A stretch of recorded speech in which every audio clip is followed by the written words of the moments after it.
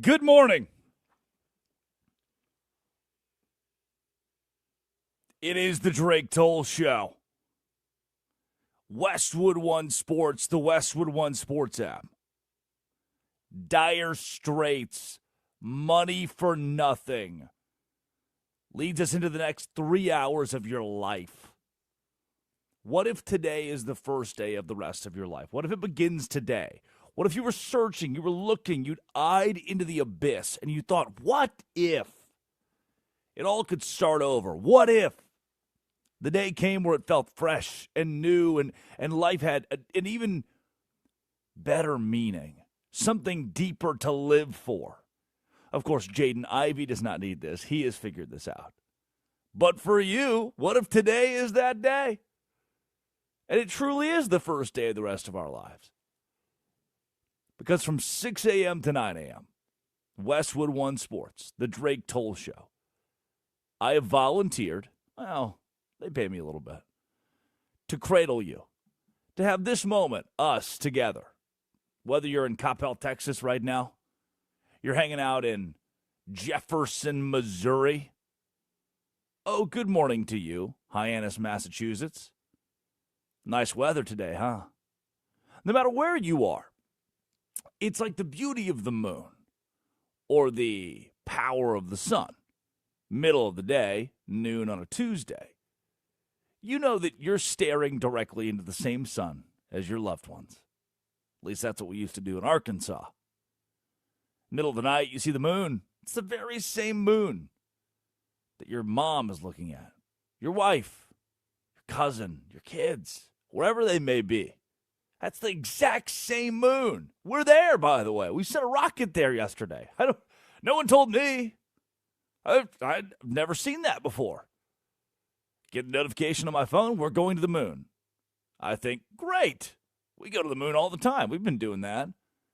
If we went to the moon in the 60s, surely we still have the capability, and it's a consistent thing to go to the moon. Wrong? No. Come to find out, a couple years after that experiment, we just stopped going to the moon. And for the first time in 53 years, someone will go there. And not only that, someone will exit the 250-mile finish line. What are we I didn't know this. We box you in. You can't go more than 250 miles outside of Earth. Yeah, we box you in. And now, times that by 1,000, we're going to the moon. So maybe it is the first day of the rest of our lives, as NASA is doing the things they were doing when you were a kid. 53 years of no moon.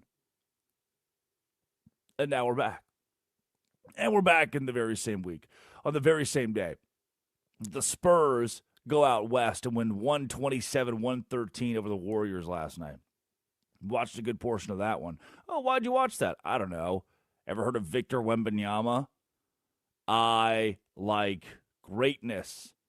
Celtics in Miami, 147-129. Miami was being blown out for the entirety of this game. They were down 23 at halftime. Just to inch it back a little bit, toy with it, going into the fourth quarter, and then lose by 18 points.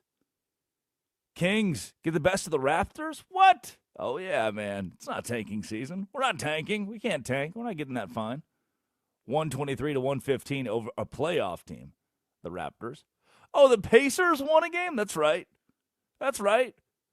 How do you think the Bulls are going to win games when the power of God has left their locker room? 145-126. The NBA is in the heat of its season.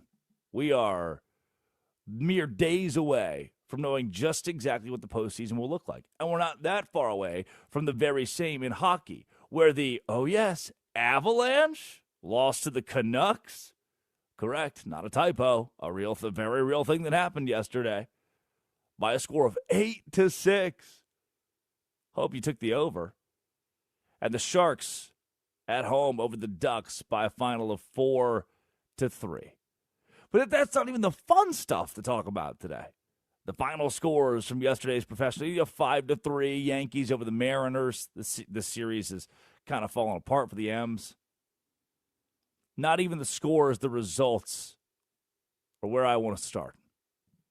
But instead, yesterday it was Tiger Woods. You know what? It's still a little bit Tiger Woods, who is leaving America. He's leaving the United States.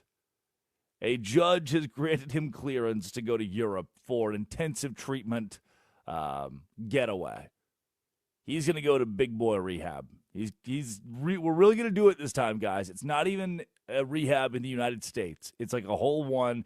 It doesn't even go here. You've never heard of it. I'm going to go to Europe to go to rehab. Yes, the judge has to let me.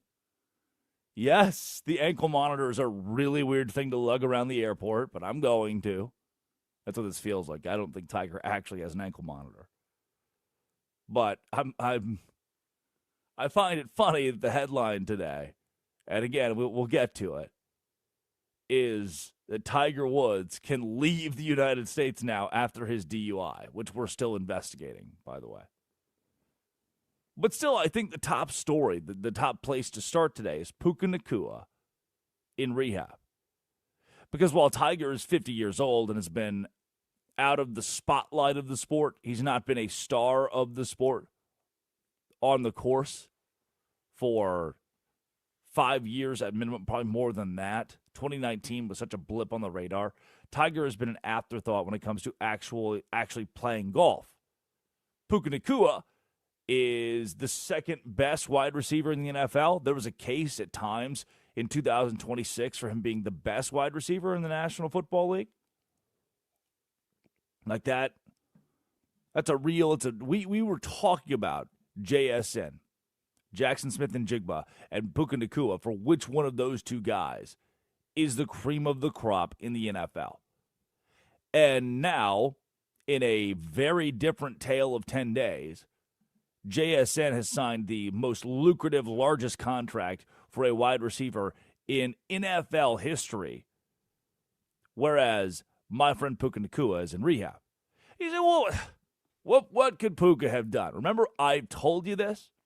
We learned it yesterday with the Tiger and Elon situation where Tiger cheated allegedly over 100 times when they were married, and it was the next-door neighbor's kid that he was with, and that's why they got divorced, and despite having 2 kids, it was over. Tiger really liked women. I've told you, if you love women, if you love drugs, if you love hitting a child, you shouldn't. You can love women, but, within legal bounds. You shouldn't. But if you really want to, just play in the NFL. Be on the PGA Tour. Be a golf pro. Be a scratch basketball player. And you can do a little bit of whatever you want, like genuinely whatever you want. And in the Puka situation, he took that to a pretty healthy level here. His attorney, Levi McCathern, confirmed the 24-year-old voluntarily checked into this is the quote, private holistic care facility in Malibu, California in early March. He's been there for a little bit. For health, personal growth, overall development, to improve the behavior in his life. You'll remember he did an anti-Jewish, anti-Semitic hand motion thing. That happened probably 6 months ago, 5-6 months ago, and I was like, oh, don't do that, Puka. And he didn't know. It was this weird YouTube video. We brushed it aside. Again, he's a pro athlete. We do not care what you do as a pro athlete. Just run fast, catch ball. Then this happened. A civil lawsuit, Madison Atiabi, that alleges Nakua bit her and made an anti-Semitic remark during a New Year's Eve gathering headed into 2026. So remember the anti-Semitic, anti-Jewish accident that Puka had? Oops. Well, it doesn't really bode well for you when someone's claiming that you once again made crude ass remarks about Jewish people. Nakua's attorney denied the hate speech and labeled the biting as horseplay. Look, some people are into that kind of stuff. I saw the alleged pictures of the bite, And my God, I am not into that. Not into breaking skin, not into having a whole ass. Like, I don't want to see your molars in my arm or neck or back or wherever he was biting this chick. Said that Nakua entered rehab before the lawsuit was filed. Okay, guys? It's not like he got caught, then he got help. He just got help in general, even though this happened December 31st, New Year's Eve, into January 1st. Lawyers saying it was a proactive move, not a reaction to this civil case.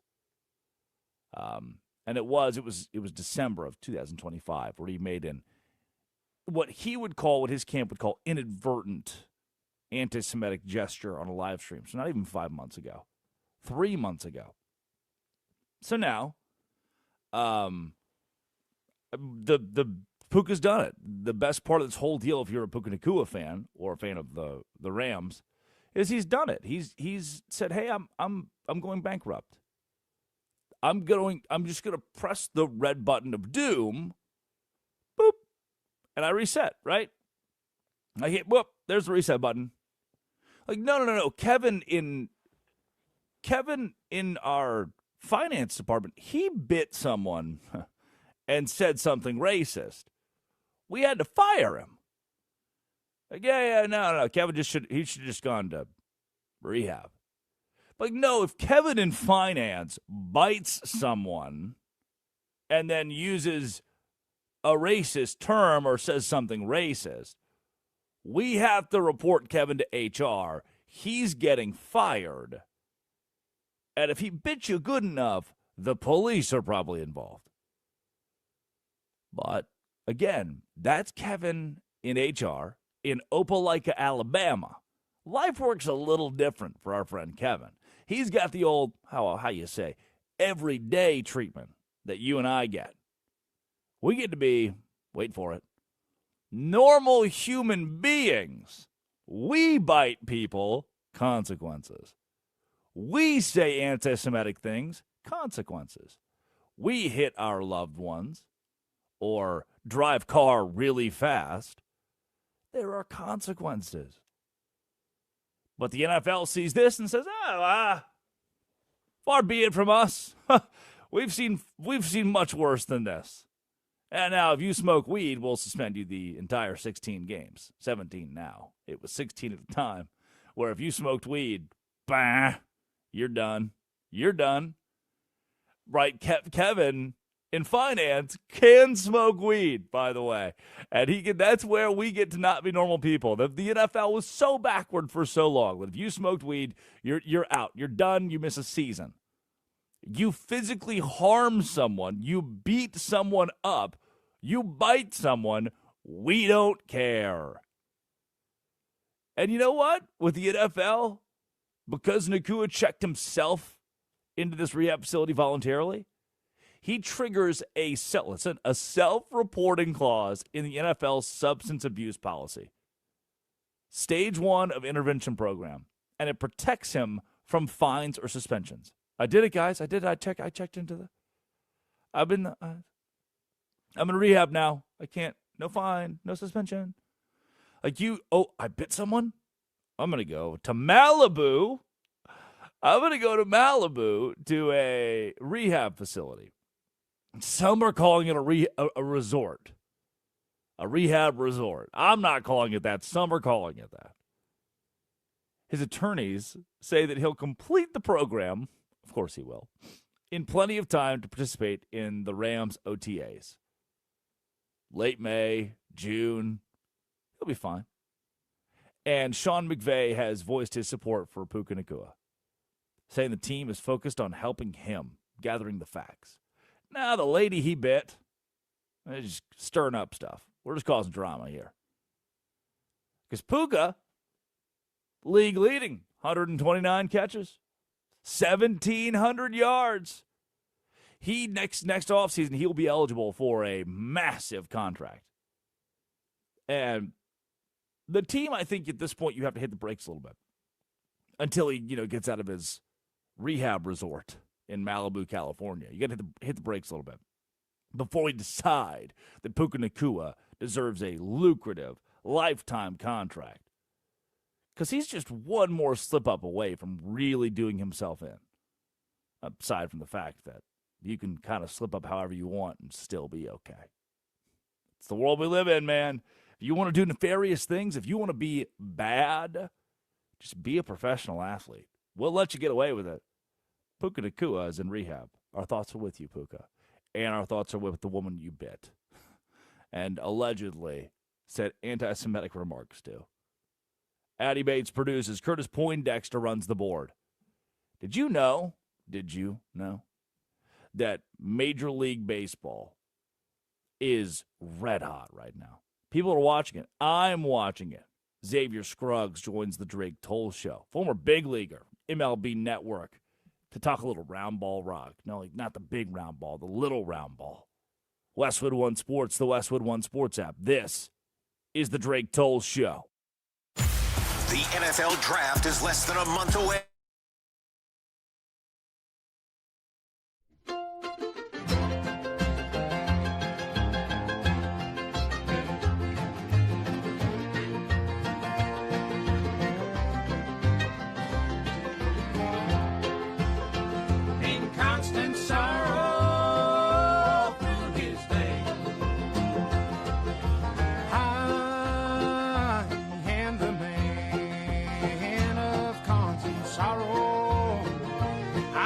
Trouble all my day. I bid farewell to old Kentucky, the place where I was born and raised, the place where he was born and raised.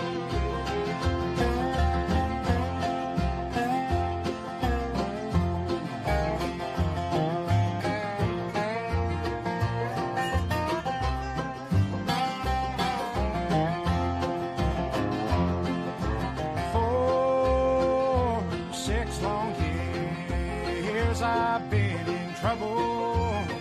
No pleasure here on earth I find.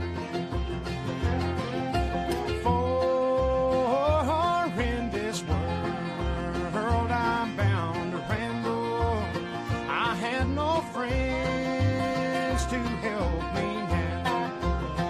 He has no friends to help me now.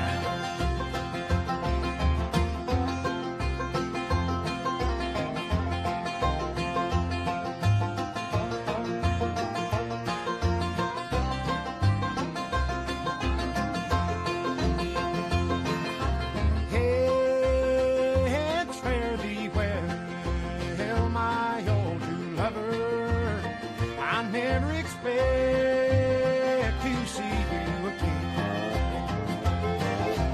for I'm bound to ride that northern railroad. Perhaps I'll die upon that train. Perhaps you'll die upon this train.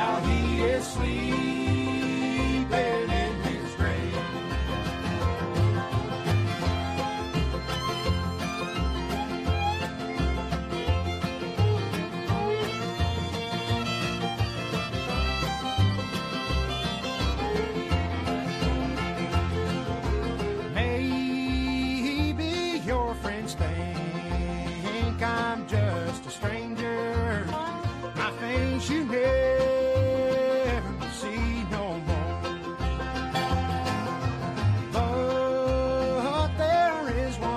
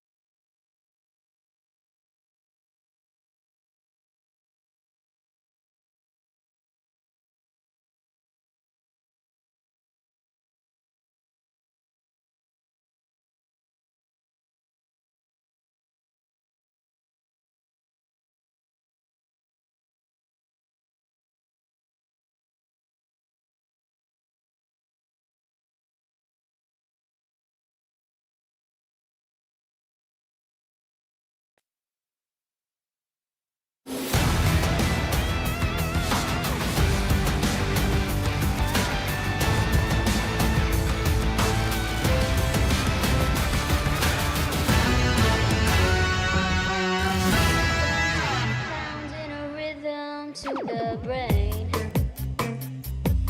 La-da-da-da-dee. Da-da-da-da-da. It is the Drake Toll Show. Westwood One Sports, the Westwood One Sports app. Man, over 300 affiliates across the country. Woke up today like, oh, all right, good day. And you grab your keys, headed out the door, and then bam, Tigers leaving the country. Puka's going to rehab. All of these off-the-field storylines that are dominating the news cycle today. But you know what's way more fun than that? What's actually happening on the field or the court or the turf, I guess, in some cases. And here to help us break down Major League Baseball, a big leaguer himself, Xavier Scruggs with MLB Network. Xavier, it's not something that we had during your playing days in the bigs, but we sure do now. ABS. How have those three letters changed baseball, and is it as aggressive a change as people are making it out to be? Good morning to you guys. And yes, first I'll say it is aggressive of a change just because, we're now involving more technology. And anytime you involve more technology, that not everybody gets excited about that. And change is different. So, and that goes within any industry. But I think what we've seen so far is that strategy has become a huge part of it. And there's an excitement from the fan level. And to me, what I've seen so far is, this is coming from someone that's even played, is that one pitch within the game changes the outcome dramatically and drastically. And I've already known that, but now you can visually see it. And now umpires are being exposed, and they've got to get better at understanding the strike zone. So I feel like there's been so many positives from it, but ultimately, in the back of my mind, I'm also like, man, why don't we just get all of them right now? Because we see the effects of just how a couple of pitches change the game. It makes it almost, to me, I want it to just be right in general. So given that, given your thoughts and in saying that, you are a fan of the ABS system, what it's brought to baseball. Yes, I am a huge fan of it. Is there in your opinion, the more we automate the sport, does that detract from it or just make it an even playing field for all 30 Major League Baseball teams? Yeah, I don't think it necessarily detracts from it. And I'll give the example of what we've seen in Asia. I played over in Korea for a couple of seasons, and the KBO has implemented a full automated strike zone. And that has not taken away from the passion, the excitement from the fan base side or the playing side. And as a matter of fact, numbers have actually dramatically gone up over the past year as far as fans go and people tuning into those games. So I think the same could have that effect here. And ultimately, it's always going to be a process of trying to get used to something new. But I think, as fast as our world moves and how much we've been able to accomplish with technology, I think in some sense, sport would be doing itself a disservice if it didn't have some of those same capabilities. And I think baseball is benefiting from that. And you go back to replay. Like, remember when replay first started, everybody was kind of iffy about that. And, it's moved seamlessly. So I think the same would happen for the ABS system if it was in full totality. Yeah, it seems like, to me at least, the worry that ABS would take away from the game or take time from the game has been put to rest completely, and it's only helped. Even the viewership experience hasn't changed that much, and now we're getting balls and strikes correct. Xavier Scruggs, big leaguer, now with MLB Network, joins the Drake Toll Show. Xavier_Scruggs on Twitter. This Tony Vitello conversation, thinking back to the managers that you played for and some of the words you're hearing him say at the podium, is this the rhetoric of a guy who's just trying to figure out being a major league manager for the first time? Or does it actually seem like there may be an issue with how Vitello is adjusting to the pro game? I think it's more so the first thing that you mentioned, kind of the aspect of, okay, how is this language supposed to be used, right? Like, think about somebody that's been in the college ranks and has dealt with a lot younger reporters, right? Sometimes a lot of it's school reporters that you're talking to, or dealing with younger players. You talk to them differently. You have a different verbiage. You speak a different language, and I think he's kind of getting used to what that language looks like, first of all, on a daily basis, 162 games in 180 days, right? You can't just say the same thing over and over, but also you got to be general with your statements enough to where people don't attack every single sentence. And I think he's really trying to learn along the fly with that. And, you know, he's got some good mentors in his corner. I know Bruce Bochy is there. Obviously, you have Ron Washington, a part of that staff as well. But I think he's really just learning along the way. And ultimately, he should get it figured out here pretty soon.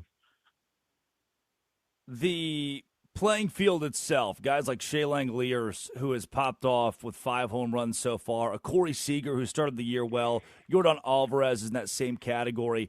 Is it too early to start picking out which guys will be hot in 2026? Is this sample size far too small? Or for you as a former player, can you start to see, all right, this guy is in a groove. He looks different this season. Yeah, I think there are certain guys that you say that, especially when you look at the health of guys, right? And those two guys that you mentioned in Corey Seager and Yordan Alvarez, those are perennial type all-stars and MVP candidates if they're healthy. And I think seeing what we've seen from Yordan Alvarez already and kind of him getting back to that aggressiveness, but the athleticism in his legs, that's one that I picked out from the jump, early on. I think also just from a player's perspective, being able to see certain guys, even on the Braves, like that's one of those teams that I'm looking to come back and see, okay, this is a team with a lot of all-star players. Who's going to bounce back and be someone that's going to have success? I look at a player that won the Rookie of the Year from the Braves last year, Drake Baldwin, and he's kind of in the mix of all those guys, but he himself is somebody that's really come onto the scene, and so he's a player that I think has early success, but a lot of great at bats. When I also look in that AL West, I can't help but think about Mike Trout and kind of what he's capable of doing when he's healthy. We know that he can be a dangerous player, but the health is obviously an important piece. But yeah, you can kind of see certain guys to where, okay, if their body looks right, they look athletic, like they're taking athletic moves, you can expect them to have a successful season just by the way they've started. Couple teams been surprising to me to start the year slow. You're looking at a 1-5 Boston Red Sox team, now a 2-4 Detroit team. Detroit's lost 4 in a row. The Red Sox have lost 5 in a row. Again, sample size. Look, it's 162 games. We've got time to figure this out. At what point, though, do you start to worry about the infrastructure of a team? How many games in can you point to a team like the Red Sox and say, I just don't think this is going to be a formidable contender in 2026? Yeah, typically I think you look to about May 1st, give the month of April some opportunity, because as you mentioned, it's such a long season and all of the teams go through stretches of good. Could be a couple weeks of good, couple weeks of bad. That's typically around the time that I look at that. And remember, from a pitching standpoint too, like guys are still building up in a sense in that rotation. Same thing for relievers, trying to figure out what their roles are. So typically by May 1st, as a manager, you've had a good idea as to which guys you can plug in certain situations, which situations help them succeed, which don't. And you have a good idea of what your roster is going to look like as far as health goes into the first few weeks of the season. So teams like Detroit, teams like Boston, I feel like they'll be able to withstand some of the early struggles because of how deep their rotations are. If it was a different team that didn't have the starting pitching, then I'm like, okay, this team I'm looking at struggling this year. But Detroit and Boston both have great starting rotations. I expect them to bounce back here soon. Xavier Scruggs on the Drake Toll Show, former big leaguer now with MLB Network. Xavier, you mentioned how this ebb and flow, the ups and downs, you'll go through 2 or 3 weeks of as a team, a slump, or you'll lose a few in a row. What's the clubhouse like when that happens? Do you understand how long the season is, or do you start to doubt the team the more the losses pile up? Yeah, I think depending upon the personality, right? And think about a clubhouse with 26 guys in it that has, so many different personalities. You'll have certain guys that feel like they have to press a little bit, right? Maybe they're on the panic mode. Maybe they're, they might have an opportunity to be sent down or something like that. You look at certain guys like that And if you're more on the up positive side of things and know how quickly things can turn around, those are those leadership conversations. Usually you'll have a clubhouse leader pull a few guys aside. Hey, this isn't the time to press. This is not the time to panic. So if you have those types of figures, it makes it a lot easier to go through those types of situations. For me, with the Cardinals, I had Yadier Molina. Anytime we had a quick, 2-3 game slump, okay, he's going to be talking to everybody. And it's not necessarily a big team meeting. It's, hey, maybe I got to pull a couple of guys individually. These are some things I see. Let's get better at this and this. Let's bring a different attitude. The same thing when I was with the Marlins going back in 2016. We had Giancarlo Stanton, one of those kind of figures that would be speaking up in a sense. So I think it makes it easier when you have those guys, but there's a lot of teams that don't necessarily have those types of figures, and that's when it can be tough during those runs. Xavier Scruggs on the Drake Toll Show. Incredibly appreciative of your time and being up with us so early this morning. Last thing I've got for you, this is a storyline that popped up in the last couple of days. Colt Emerson is the name. Never stepped foot on a big league field for a game itself, but signed an 8-year, $95 million contract extension with the Seattle Mariners. What does a move like this do to baseball? And ultimately, is a risk like this on a minor league player a smart move for a franchise to make? Yeah, I think it's basically unprecedented. The risk is huge. And what I think it does is I think you start looking at other organizations, maybe trying to figure out and identify which guys in the minor leagues they feel comfortable enough to make those extensions with and to be able to give those big league deals to. And obviously there's opportunity for it to be beneficial for you in the long run, right? Yeah. But at the same time, it actually puts more stress on maybe your scouts and maybe the people in the front office to figure out, okay, which guys can help us financially down the road, and which ones can we really invest in. But ultimately, I think it's different for each team because think about the Mariners. They're a team that doesn't do a great job of developing young hitters, and they don't go out and buy a lot of free agents as well from a financial standpoint. They've got to figure out how to develop their guys. And once they identify one, like Cole Emerson, they've got to be willing to invest in it. And hopefully that's something that they can do to give them more success from an offensive standpoint moving forward, because they're a team that's just not going to spend on the free agent market. Xavier, again, incredibly grateful for your time and following along with you at MLB Network, being up so early with us this morning. This was perfect, exactly what we needed. Thank you for having me. You guys have a good one. Follow him, Xavier_Scruggs on Twitter, a big leaguer now with MLB Network. Look, man, that's your May 1st. At May 1st, freak out if you want to. The month of April, if you're a Boston Red Sox fan, don't freak out. Now, the reason Boston Red Sox fans are freaking out is because they sit at 1-5. They've lost 5 in a row. You win your first game of the year. Hey, guys, sweet. Then you lose 2 at the Reds, get swept by the Astros, and haven't even played a home game yet. You haven't even been in Fenway, sitting at 1-5. Well, you look across the division, and the New York Yankees are 5-1, the inverse of your record. Oh, and by the way, they've scored 24 runs and allowed 6. In 6 games this season, the New York Yankees have allowed 6 runs. In contrast to that, here's a wild stat. The Chicago White Sox have allowed 52 runs in 6 games. That's a 46-run difference. No one, in fact, out of the AL Central has allowed less than 23 runs this season. No one in the AL West has allowed less than 24 runs this season. But the Yankees, 6. They've allowed 6. There are a couple teams in the category right around their acumen. The Brewers and the Dodgers have both allowed bottom 5 in the league, 17 runs apiece. Top 5 in the league and not allowing a bottom 5. You get what I'm going for here.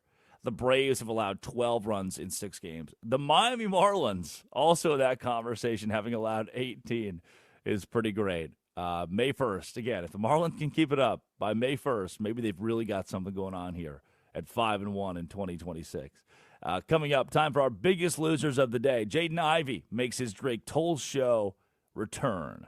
Westwood One Sports, the Westwood One Sports app. This is the Drake Toll Show.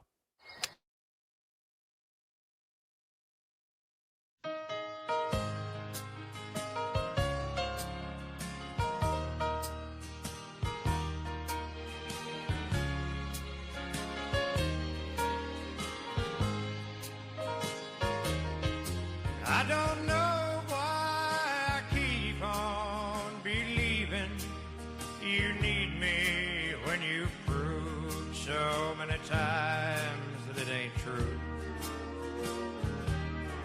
And I can't find one good reason for staying.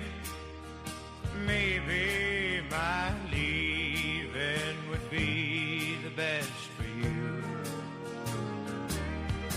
But these rose-colored glasses that I'm looking through show only the beauty, 'cause they hide all the truth. And they let me hold on to the good times, good lines, the ones I used to hear when I held you. And they keep me from feeling so cheated, defeated, when reflections in your eyes show me a fool. These rose-colored glasses that I'm looking through show only the beauty, 'cause they hide all the truth. So I'll just keep on hoping, believing that maybe by counting the many times I've tried, you'll believe me when I say I love you, and I'll lay these rose-colored glasses aside. These rose-colored glasses that I'm looking through show only the beauty, 'cause they hide all the truth.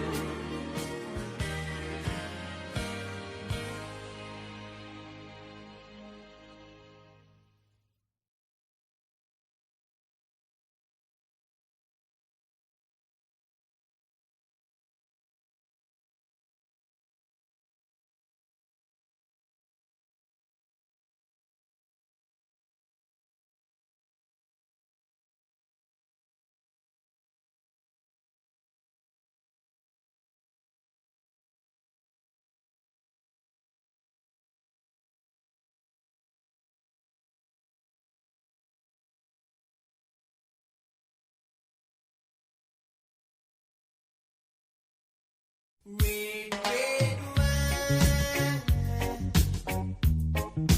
goes to my head, makes me forget that I still need her so. Red, red wine, it's up to you.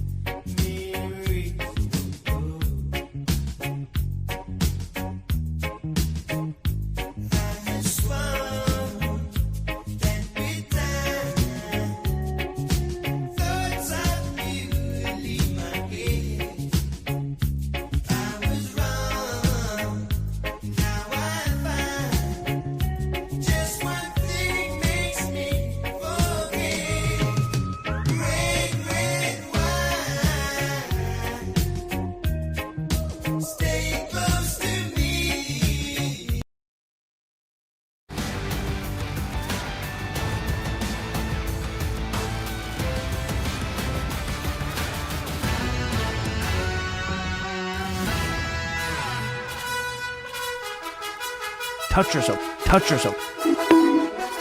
Stay off the weed.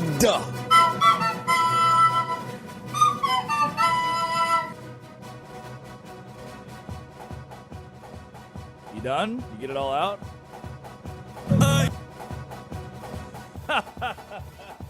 It is the Drake Toll Show. Westwood One Sports, the Westwood One Sports app. I listened to the podcast yesterday for the first time in a long time. And the first, I think, like 40 seconds of one of the segments is just me going, Yeah. I keep those in there Nice, because Curtis. it's so funny to hear you just go, Rod Stewart. And then I kind of like, yeah, I did. Yesterday, because if I sing Never Gonna Give You a no pain, no love, it doesn't come through very clearly on the radio because the actual song is playing. But Addie has this magic wand where she separates the music that plays from the words that are spoken. So you listen to the podcast version of the Drake Toll Show, which is the full show, free and available every day. You hear, Good morning. Nice, Curtis. Good, Curtis. Bonk, bonk, bonk. And then touch yourself, touch yourself, touch yourself. That's all you, that's the entire show in podcast form.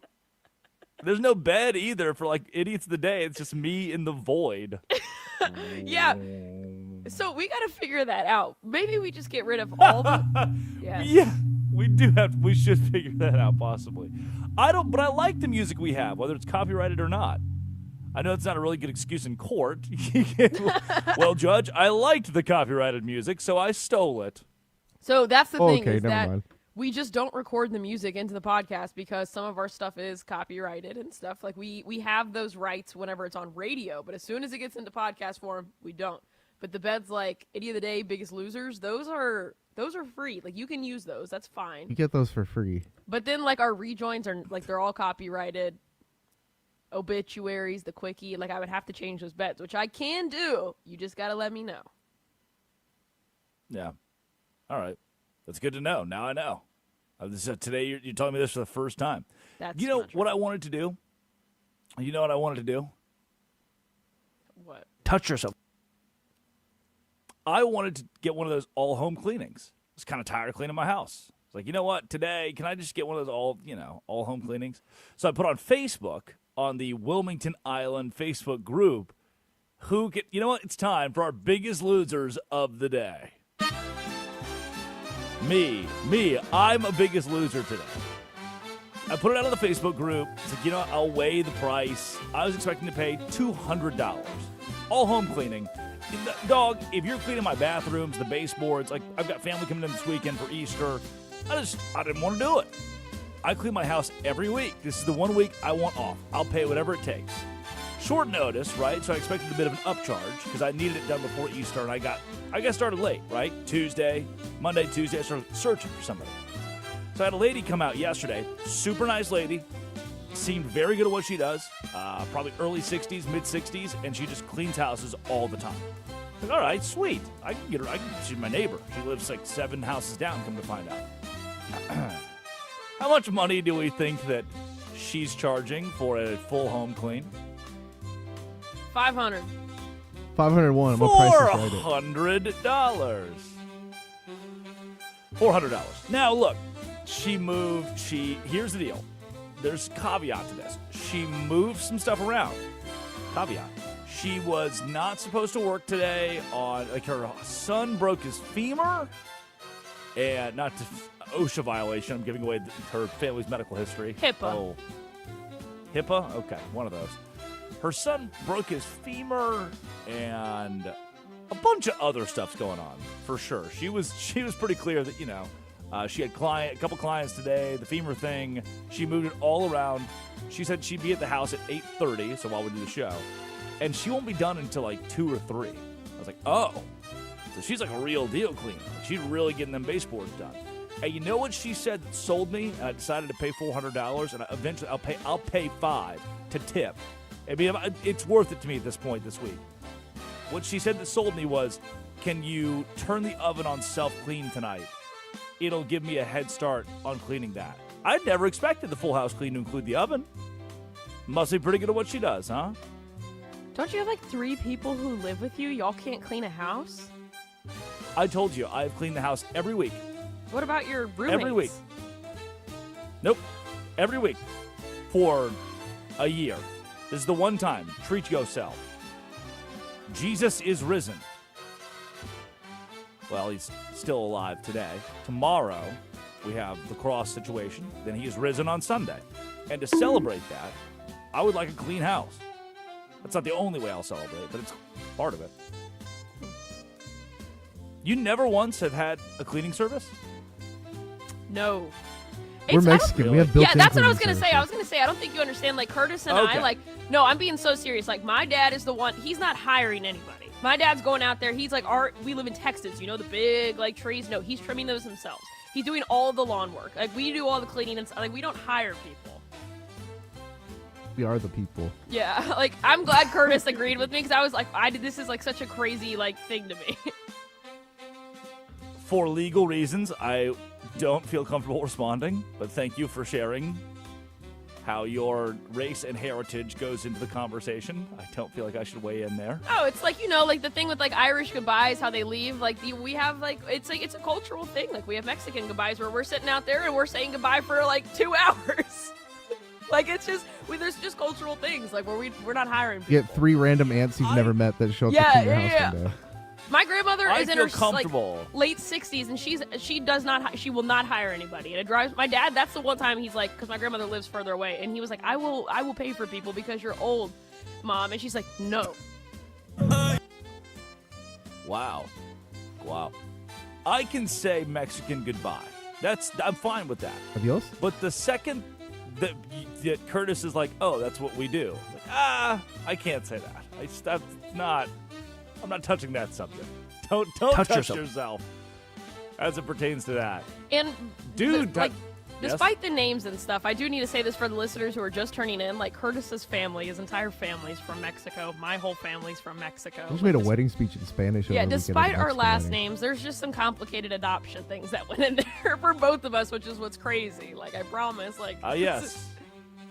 The Poindexters. You mean from San Juan? The very same. What about the Bateses? Yep. The Bateses from Mexico City. But if you want, I know like my 3 Mexican last names. I can make my last name even more complicated if I wanted to. I like Poindexter's good, but you know what? You do what makes you comfortable. Yeah. I just want you to be Touch happy, yourself. big dog. Don't touch yourself to this one. Jaden Ivy. His wife won't talk to him. Oh, dang it.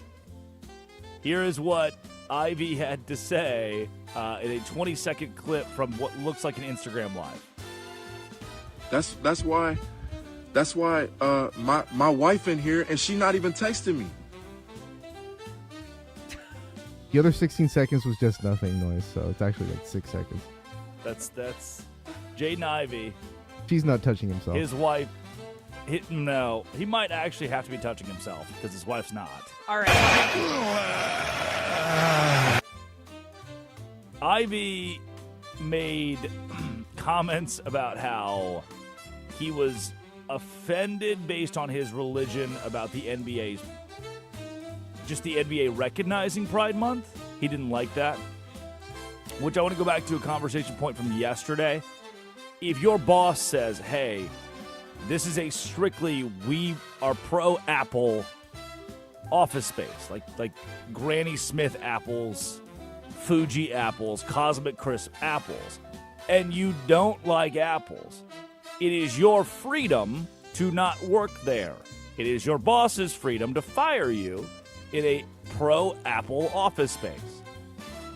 If your boss is okay with the fact that Josh has a boyfriend and it's not ruining your boss's day and Josh can still work for the company and your boss is like, hey Josh, do you and your boyfriend want to go to dinner?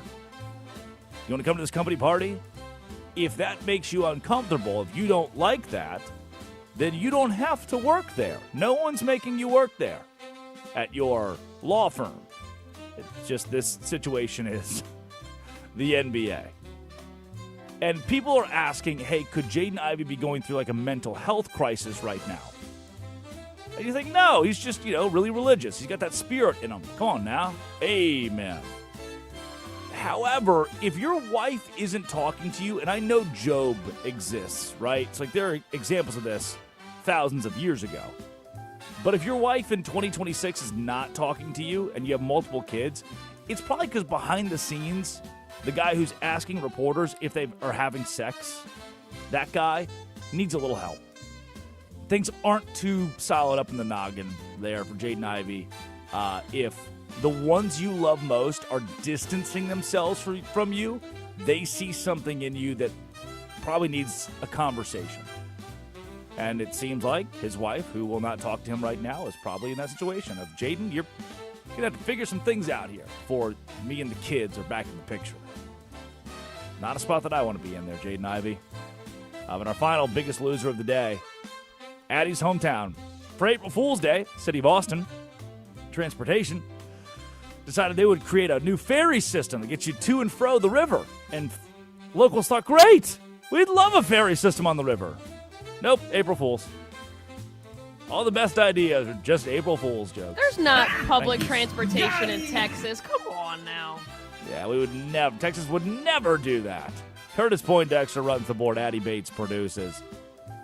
Armin Williams is my boss. So is Colin Jones and Bruce Gilbert.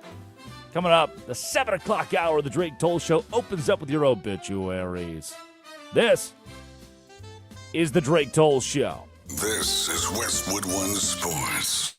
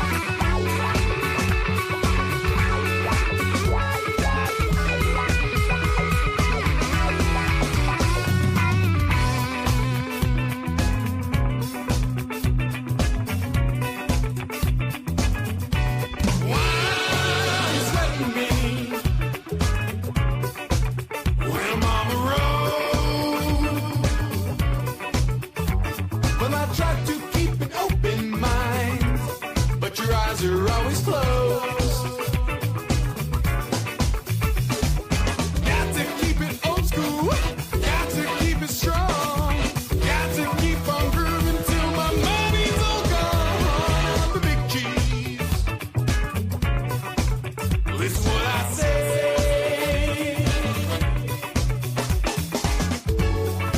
If you are my soul, you best walk away. 'Cause all I wanna do is F-U-N-K. F-U. F-U-N-K. F-U.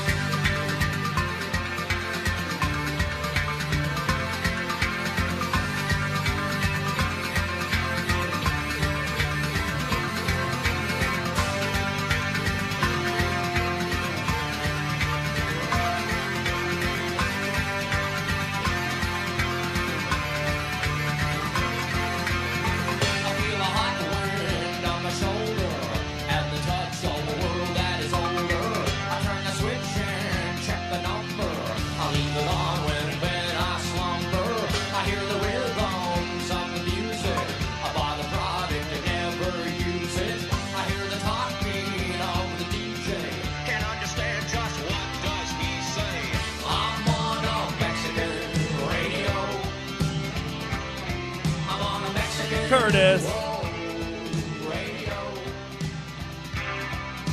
Come on. You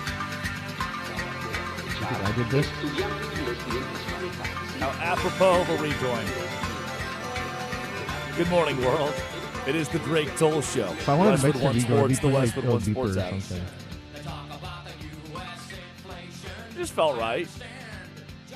Because we have, notably of Mexican descent, Addie Bates and Curtis Poindexter. I have a fun fact about this band. A fun Can I fact about this band. Wall of Voodoo, can I share it really quickly? Yeah, of course, Wall of Voodoo. Is this their only song? Yeah, they're a one-hit wonder, but there's a band in the 90s called Concrete Blonde, and their second most famous song, Joey, which is fantastic, she wrote it about the guitarist of this band. There you go. Fun fact of the day, guys. Go listen to Joey and then listen to Mexican Radio by Wall of Voodoo. Wow. The guitars are the basses. I used to have a pet iguana, by the way, so I changed the next verse of the song when I'd sing it. You had a pet iguana? Yeah, so we'd always change the next verse because it says, look. I like that in order to offset the last name Bates, you were like, you know what? Let's get an iguana. Her name was Now it's Edith. like, all right, yeah. Edith the iguana? Eden. Eden, like the So garden. it says like eating barbecued iguanas. I'd go, as a kid, I'd go, helping eat and barbecue her guavas.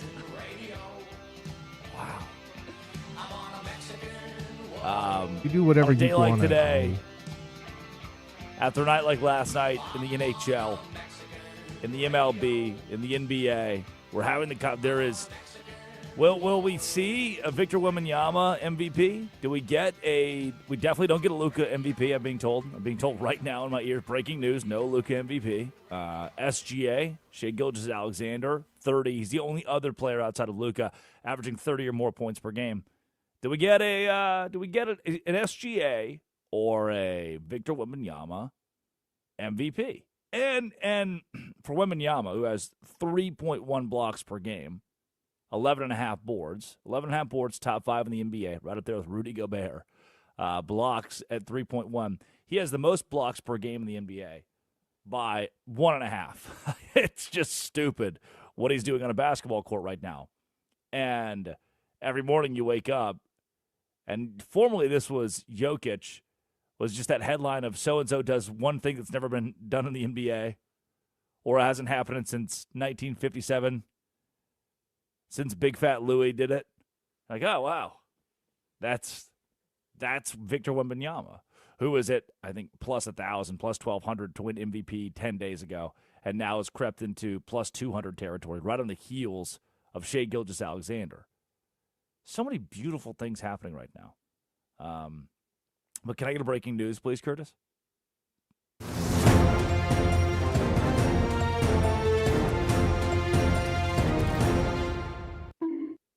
Shocking, stunning, per Adam Schefter. Lane Kiffin may have slid into the DMs of another girl. Touch yourself.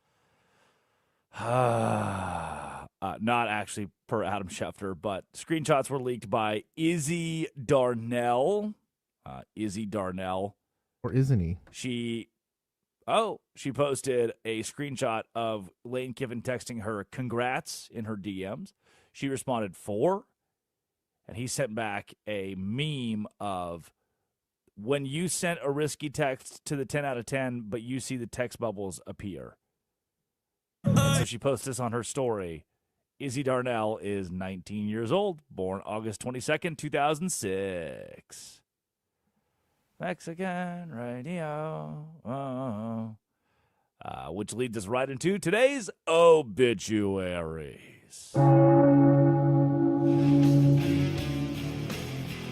Dead today, Lane Kiffin going one singular day without DMing a college chick. Again, if Lane Kiffin was Larry Kiffin from your finance department, he would not get away with this. Instead, he's Lane Kiffin, head coach of the LSU Tigers, and he is definitely getting away with this. Strikes again, man. Old Lane Kiffin strikes again. Dead today. This is a tough one. My ability to do ad reads. Pollen season is here, but a dirty car doesn't have to be. Wash it away at Tidal Wave Auto Spa for a quick wash and that clean car happy feeling. Find a location at TidalWaveAutoSpa.com. TidalWaveAutoSpa.com. Also dead today. The Miami Marlin fans of the world. Got this for you. This is from a Ken Rosenthal look like. I actually thought for a second it was like a young Ken. On the fans just, he's got Sandy pulled aside on. The fans just not liking the whole Miami thing. Sandy, your 13th career complete game. What makes this one a little different? A lot of different, so it's been a long time without throwing a complete game, but this one is special for me. All my family here. Fans not here, but we still love them, because we know this is a hard sport, and they know sometimes they gotta do something. They work the house, but yeah, today was great for me. Awesome, great for my family, great for my friends, great for my team, great for the fans aren't here, but it would be great for we still love them. 6,000 people? I think it was 6,000 people at the game yesterday for the Marlins. Dead today. This sucks. Just a stab in the heart. Oh, no. I think he might be alive. Good. Just an April Fool's. It was just an April Fool's.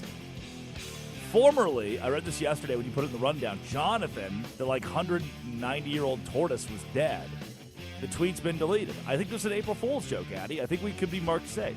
Who does deaths as What? an April Fool's joke? Why would we do a death? I feel like a turtle death for April Fool's is a little bit better than a normal death. No. Did you know Olaf died and now he got a lobotomy? I did see that Olaf is back. Olaf is He's ready so to go again. He's once again walking. Dead today, the Texas Rangers. Not North America's oldest law enforcement group. No, the baseball team. First team to ever lose on an ABS challenge. It was a 5-run game, so who cares? But the Orioles, challenge called, get a strikeout, end the game. They win over the Rangers yesterday. And finally, dead today, the voice of the Baltimore Ravens' tenure as the voice of the Baltimore Ravens. Well, he is not dead himself. He's hanging it up. That's right. Everybody give one big round of applause. Say thank you. Give him a hug if you see him. Shake his hand. You know him. You love him. Jerry Sandusky. If we keeping a buck right now, we ass. It will never fail to get me every time I see it. And any time, which to happen maybe 3 times ever, that this Jerry Sandusky has turned up in the news cycle. But boy, when he does, it's always just a little like, well, there he is again. Here we go again. The good Jerry Sandusky. This is the one that we like. Happy retirement to Jerry Sandusky. The other one retired a while ago. The other one was retired. We retired him. He's still alive, I think, too. Sandusky's hopefully rotting in prison, but still alive, I'm pretty sure. He's taking up my taxpayer money. Those are the obituaries today. Time for the quickie. Top 5 headlines in all of sports. Addie Bates reads them. Drake Toll responds. Good thing I'm Drake Toll. I guess that makes me Addie Bates. Here's your first headline. Kansas coach Wrong. All right. To return for 2026-2027 season. Good for the Big 12. That's point number 1. And good for Kansas. I don't think he's 63. I'm pretty sure he could coach another 10 years. In college basketball, 15 years. I do think the big issue here was his heart. Heart surgeries, the medical side for Bill Self has been a rocky, inconsistent path, especially in the 2020s. I thought that his health scares would probably force him to hang it up. Thankfully, no. Again, I like greatness. I like legends of the game. Bill Self's a legend of the game. He is great.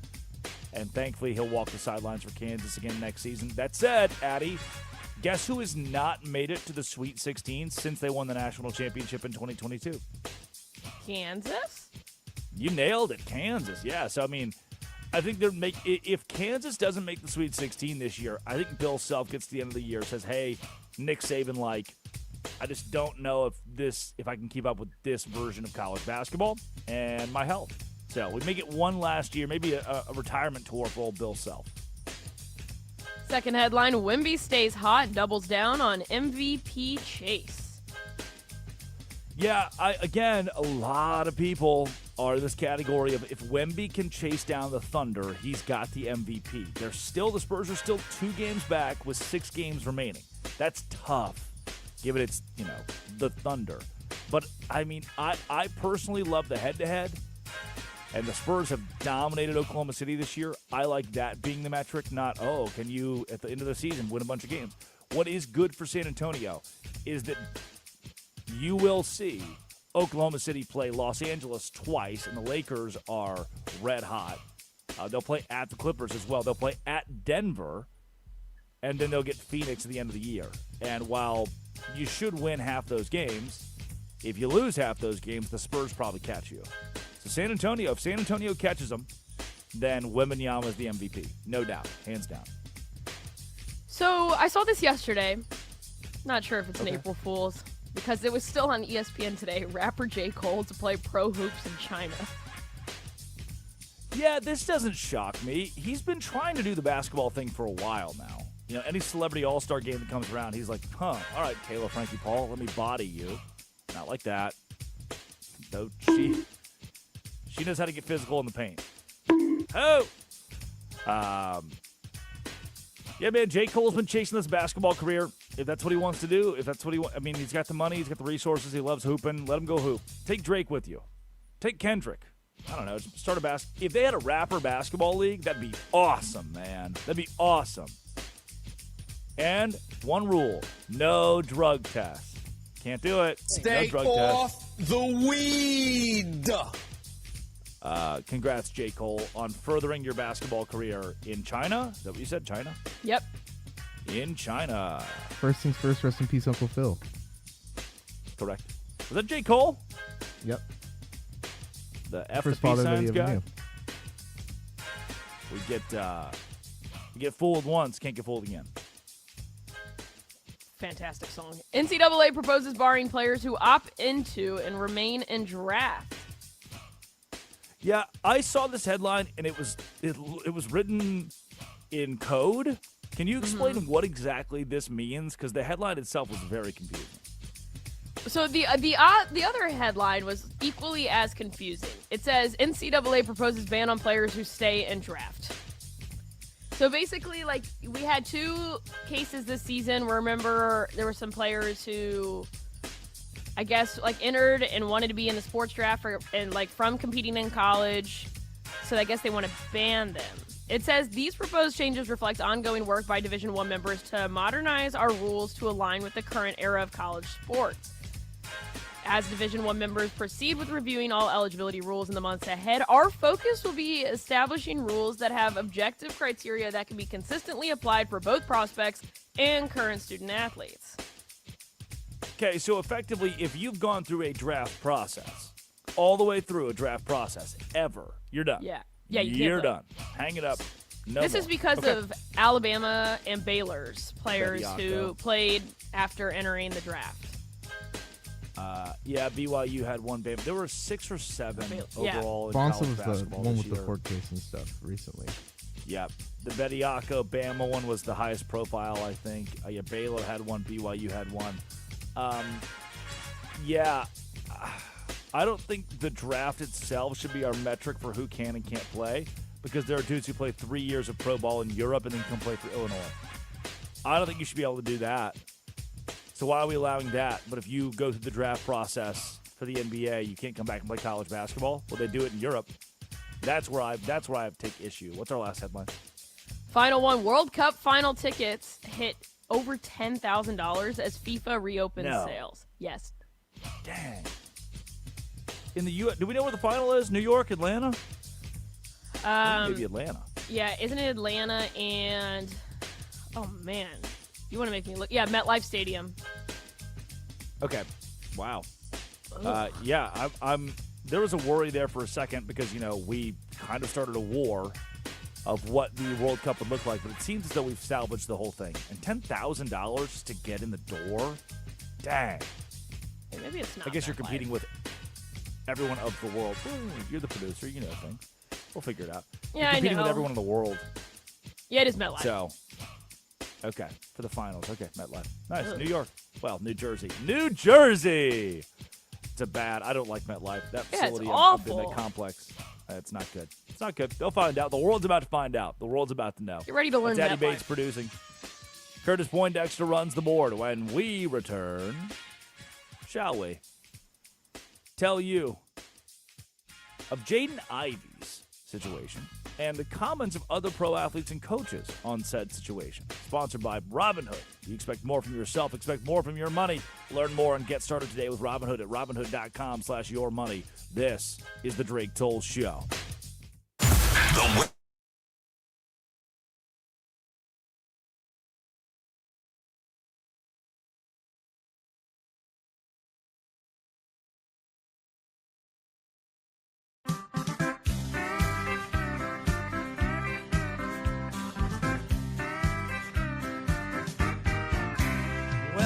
It's Sunday morning and the sun is shining in my eye that is opened and my head is spinning. Was the life of the party. I can't stop grinning. I had too much tequila last night. Jose Cuervo, you are a friend of mine. I'd like to drink you with a little salt and lime. Did I kiss all the cowboys? Did I shoot out the lights? Did I dance on the bar? Did I start a fight?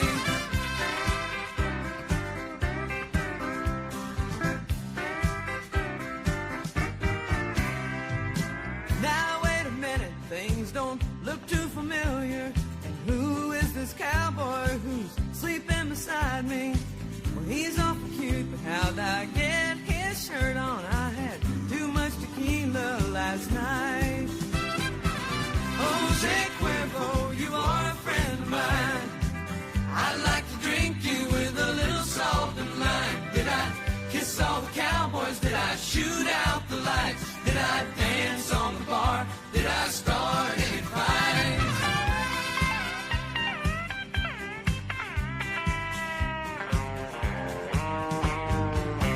All those little shooters, I'd love to drink them down. Come on, bartender, let's have another round. Well, the music is playing and my spirits are high. Tomorrow might be painful, but tonight we're gonna fly.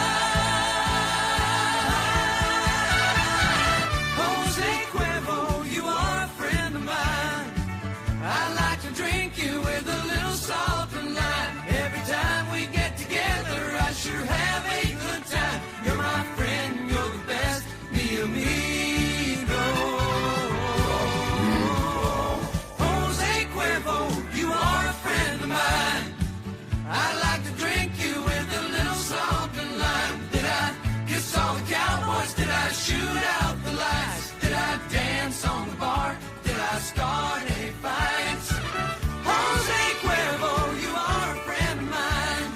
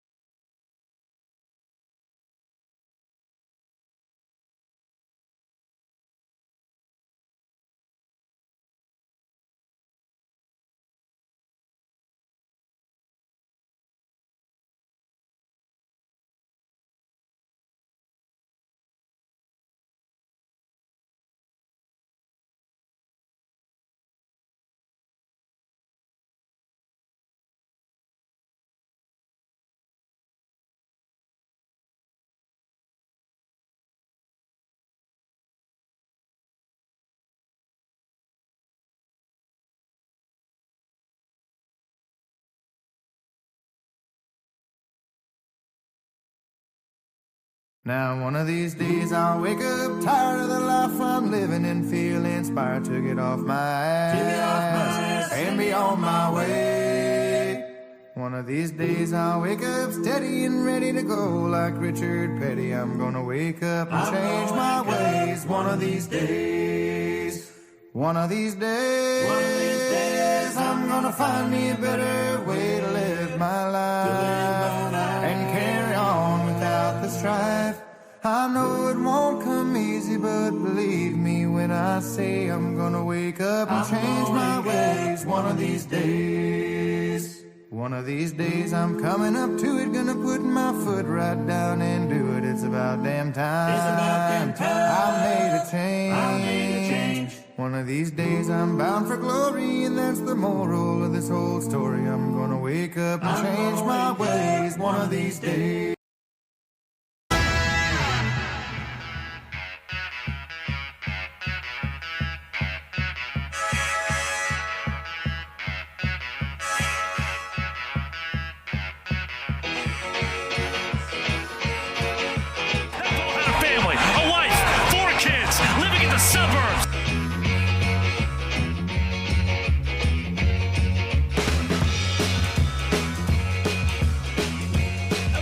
Damn Canucks, huh? Come on. Nathan McKinnon, yeah, all right. You rather have stats or wins? To be fair, the Avs have a lot of wins this season. But not last night. 8-6. Canucks go to Colorado. I do regret to inform you the Canucks will very likely miss the postseason unless multiple NHL teams get irreversible diseases and cannot compete in the postseason. The Canucks are out of contention, sadly.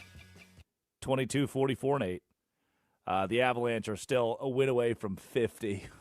They've had a stupid, stupid year. But they dropped a game to the Canucks last night. 8-6, the final score. Canucks get it done.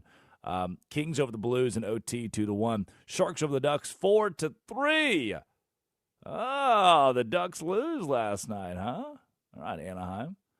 It is the Drake Toll Show, Westwood One Sports, the Westwood One Sports app. Addie, I don't usually talk about it on the show too much. Curtis, I don't know why I just referenced Addie here. So I grew up religious. I would consider myself very religious. And I made a mistake in one of my offices. This has been, a month ago? So I'm having a conversation at lunch, and I think would have been normal if it was a male coworker. It was a female coworker. I'm having a conversation at lunch, and we're kind of going back and forth about religion and faith. And the conversation dies down, but after probably, 15 minutes of talking about sports again, I was like, you know what? I want to bring back that conversation about religion and faith. So I looked her dead in the eyes, and I was like, hey, are you having sex right now? She was like, what? I said, no, are you having sex right now? She's like, you can't ask me that. We're coworkers. We're at lunch right now. You can't ask. I was like, no. Are you banging when you're not married? Because you're not married, right? She's like, no, I'm not married. What are you talking about? I was like, but are you, doing it? She got really uncomfortable. I got called into HR. They threatened to fire me, and then they did fire me because I kept asking people, which I see no problem with it. I'm walking around the office. You, girl, sex? Touch yourself. And they wouldn't answer me. It's a fair question, by the way. And ultimately, I got fired. Stupid. So you know what? I took to TikTok. I made a Facebook post about how I'm being persecuted for my religion. I got fired because I love Jesus, and so now that's the problem. That's my dilemma. You got to play great mediator, All I was doing is asking if they were active in sin. I'm not really, yes, I'm interested in their sex life, but more so if they're unrighteous. I'm trying to find out. I'm supposed to do that because my religion tells me to. I'm the one being infringed upon. I'm sorry. I needed to vent a little bit this morning. So to the average listener, did you hear how bizarre that was? Did you hear how awful that was? Did it make you uncomfortable? Did you hear how uncomfortable that was? Touch yourself. This is your brain on Drake Toll, but now this is your brain on NBA's Jaden Ivy. I asked my coworker if they were having premarital, and all I got was this lousy T-shirt. And all I got was waved. I wasn't sure what was going on. Yeah, I did. This morning, we connected our Comrex. That's how I get on the air every morning. And I said, Curtis, are you banging right now? And he said, what? And I said, from a religious standpoint, I need to ask you whether or not you're having premarital relations. And Curtis said, that question makes me uncomfortable. And I said, nope, it's my religion. Answer the question. Look, here's the... Yeah, what you got? Before we move on, I do need to make this clear to the listeners because there is confusion in the chat. Drake did not actually do this. This is to show how bizarre this is and how awful and wrong it would be if the average person or below average person Drake told would do this. So, to shock all of you, turns out I did none of those things. No, instead, marked safe from being fired due to HR violation for today. Maybe. I did none of those things. Jaden Ivy allegedly did all of those things. So that's the difference. Is swap me out of the story because I didn't do that, and swap Jaden Ivy in. So all of these people, all these professional athletes, I say all of, like the 9 of them that have come out and been like, yeah, I support Jaden Ivy. Or the political figures who have said, wow, this is religious persecution. This man is being persecuted. For as uncomfortable as that 2 minutes were, where I just told you that I had been harassing people, that I've committed sexual harassment in the office, in the workplace, you didn't like that. You were thinking to yourself, this guy should stop asking people at his office what their life is like in the bedroom. You thought that was bad, right?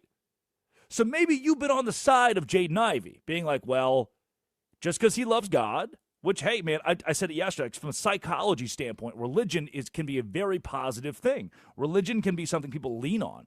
Religion can be something that helps people. And I'm not anti-religious. I grew up going to church. I grew up in a little Baptist church, little Friendship Baptist Church, Valonia, Arkansas. Some of the best people you'll ever meet, salt of the earth. And so I get it, but you know what they didn't do? They didn't walk around their office asking people about what they do in the bedroom. They didn't ask people about their premarital relations and what those look like. Because once you do that, it becomes a serious problem. So, if you're upset with the NBA, if you're upset with the Chicago Bulls, here's what I want you to know. Jaden Ivy was waived. The Bulls waived him. He did not wave back. Jaden Ivy was waived by the Bulls, not just because he was upset with the NBA for their Pride Night. No, the 24-year-old was performing conduct detrimental to the team. Unprompted, lengthy Instagram live videos, and criticizing the NBA's Pride Month that is celebrating unrighteousness. Again, I'm fine with my neighbor Dan, who's gay. Dan, continue to be gay. Completely, this is very legal, a very normal thing. You know why I say it's normal? Because you might be thinking to yourself, like, I don't like it. Because I've met Dan. And you've met Dan. Like, you know him. You know them. You've met these people. Is that weird for you? These human beings that we've been taught to love. I think in general it is a good rule to subscribe to love one another. I think it's a pretty fun one, actually. Love everybody. And you think you may shake Dan's hand and give him a hug and meet him and say, like, wow, what a great deep conversation we had for 30 minutes about how genuine of a human being this person is, this Dan is. Insert any person you've met who's gay in your life and then be like, you know what? Abomination. I need to know right here, right now if you're doing it. Are you doing it? You're not married, are you? Are you doing it? That's when it becomes a problem. I want to emphasize here, the religious side of this is not where the NBA is deriving issue. It's not where the Bulls aren't saying, hey, because you're a Christian, because you're religious, because you're Hindu, because you're Buddhist, because you're Muslim, because you're Jewish, we cannot have you in the NBA. We cannot have you playing for the Bulls. And to say that he is persecuted or that life's been so hard for him, he was a top 5 damn NBA draft pick. Left Purdue and then got picked up immediately as a lottery pick and got paid. Another layer of this, in the words of Ivy, his wife won't talk to him. And again, I remember Job. I've read the big book, Story of Job, where Job is a man who doesn't doubt the Lord, and all of his friends say you're crazy. His wife says you're crazy. They all leave him.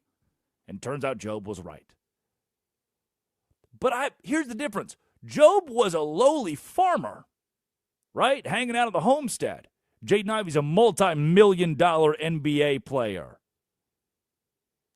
His wife's not saying, Jaden, I hate your religion.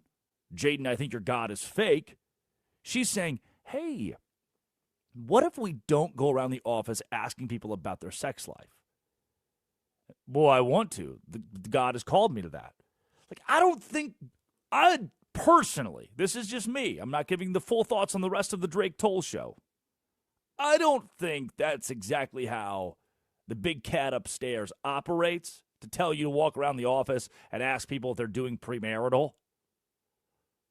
And if I did that in my office, I would be fired.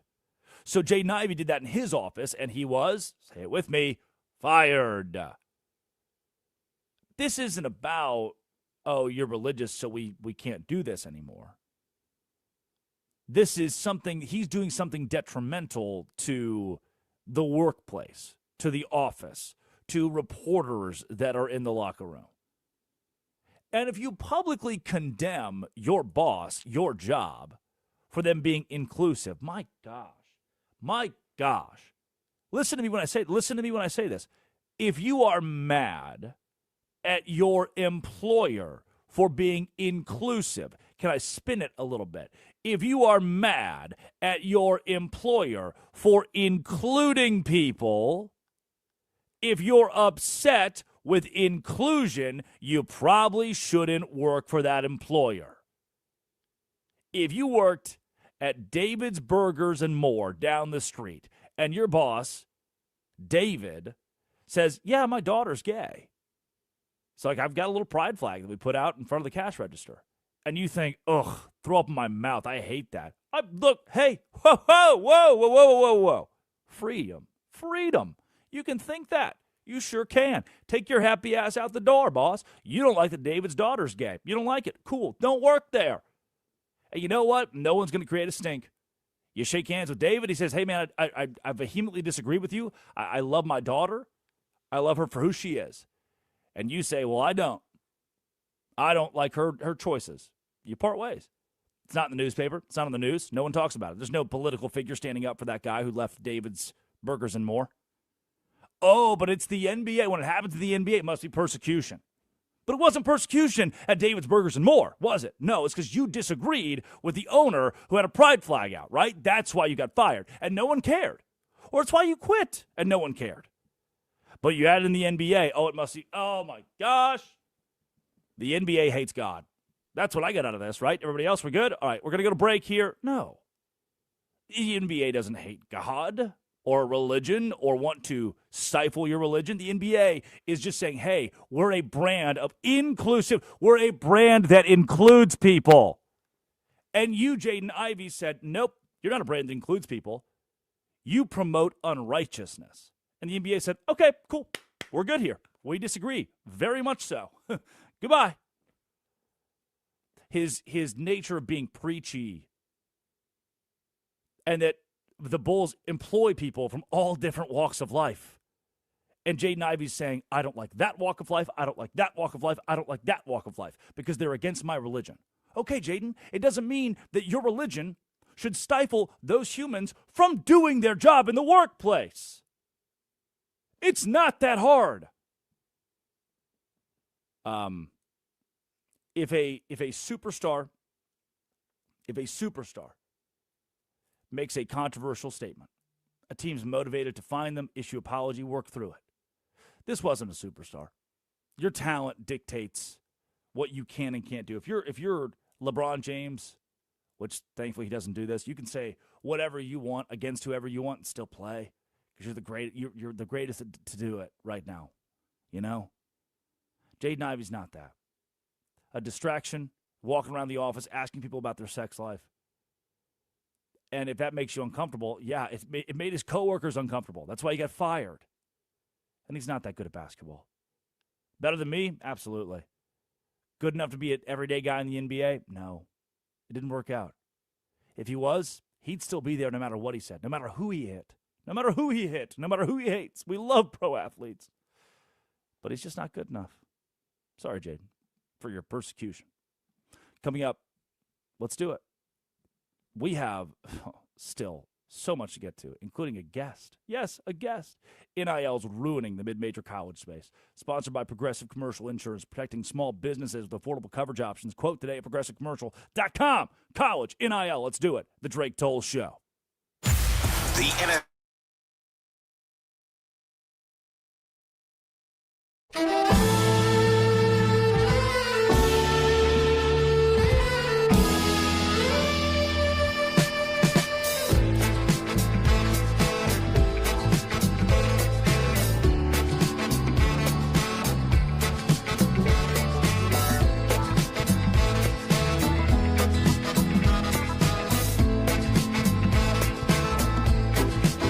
Our naked bodies go on trial just for laughing at the joke, just for saying of the bargain what any sales girl already knows.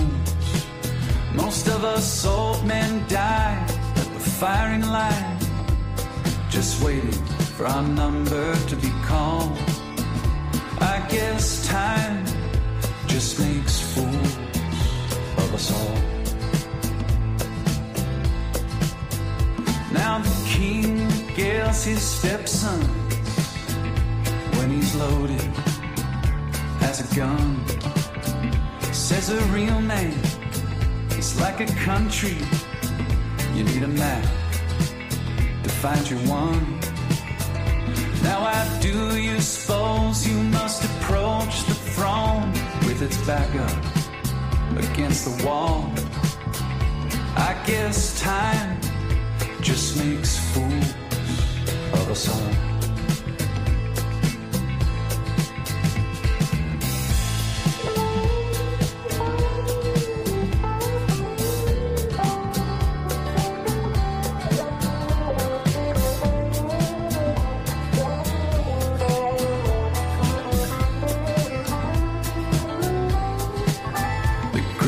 Minds of my generation, glad they conscripted in the war of defending any Goliath that would deign darken the door. Now with your genius for picking battles, it's no wonder every helmet is too small. I guess time just makes fools of us all. I guess time just makes fools of us all. My drink is watered down. The champ is on his knees. He lost the rematch. He lost the comeback. He lost for charity, but that's the job. It's what gets the asses in the hall. They came for a beating, and he came to throw.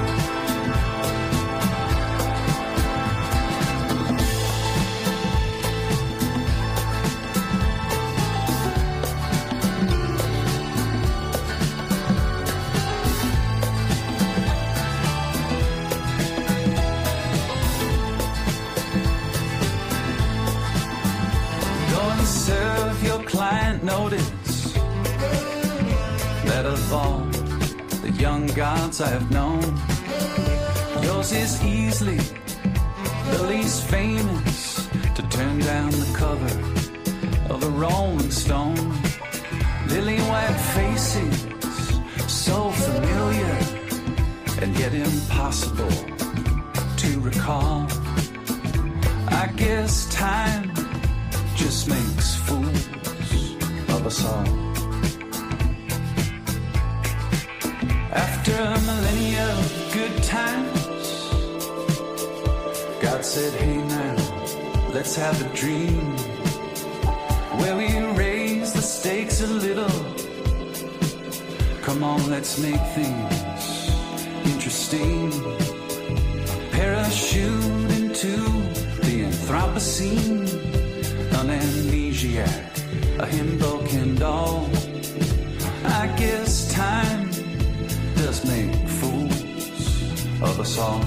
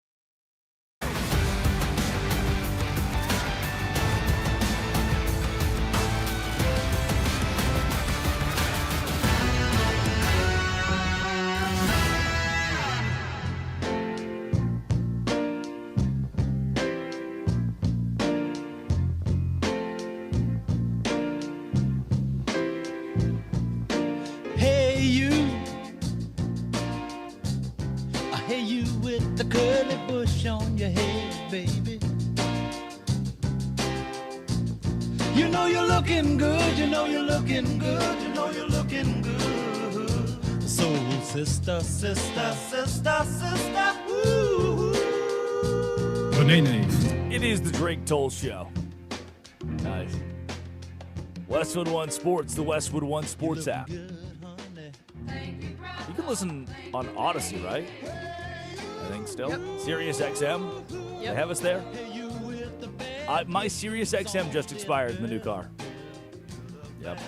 You know what? Heidi and I can't relate. I'll never run out of Sirius XM. In the Bronco, yeah. Don't you both work for Sirius XM? That's why. Until they fire us, we get it. Yeah. Until you're fired for asking your coworkers if they're diddling. Touch yourself. Oh, you can't. For legal reasons, Addie and Curtis are not asking their coworkers about their bedroom life. Though if they did, would you be fired? Maybe. We'll plead the fifth. Nope, the answer is yes. You'd be fired. If you're good at basketball, you'd be unfired. You'd be rehired. I'm still vibing to the tunes. It is. I can't even lie. 310-840-4910. Text the show. 310-840-4910. Call or text the show. This sucks. That's where I'm going with that. This sucks. Pete Thamel tweets, a new twist to this era in college sports. Campbell coach John Andrzejczyk resigns after 1 year. He says there are no pathways that the institution will support to fund the program appropriately moving forward. So I read into this a bit. And Andrzejczyk writes, Dear Campbell community, I say this with a very heavy heart, but I'll be stepping down as your head men's basketball coach. Extraordinary privilege to live here. Love it here. Just cannot compete. Now, the reason he cannot compete is not entirely due to NIL, but more so, in my opinion, due to the transfer portal. He said that, in essence, Campbell has different priorities. Instead of just, the usual departure message that you get from a coach, like, thanks for your time, just didn't work out. This long statement on social media, it's more about how the transfer portal ended up affecting what NIL and revenue sharing are. He said, and the quote is, over the last 6 months, it has become clear that Campbell has made the decision to shift their commitment from basketball. Simply put, the institution now has different priorities that are not compatible with putting the kind of team on the floor that you deserve. He's saying you, the Campbell fans. Despite months of intense work and collaboration with AD Hannah Bazemore, there are no pathways that the institution will support to fund the program appropriately moving forward.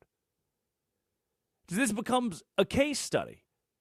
This becomes a case study for me, national radio voice, a case study for national sports writers, of what exactly these mid-major programs are facing.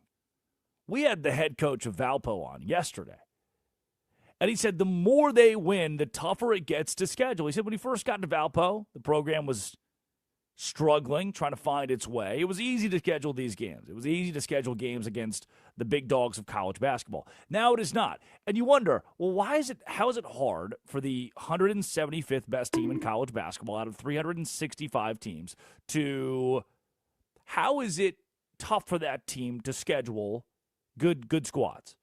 Right? Just go play Duke. Go play Michigan. Why don't you know what? Go play Boston College and Wake Forest.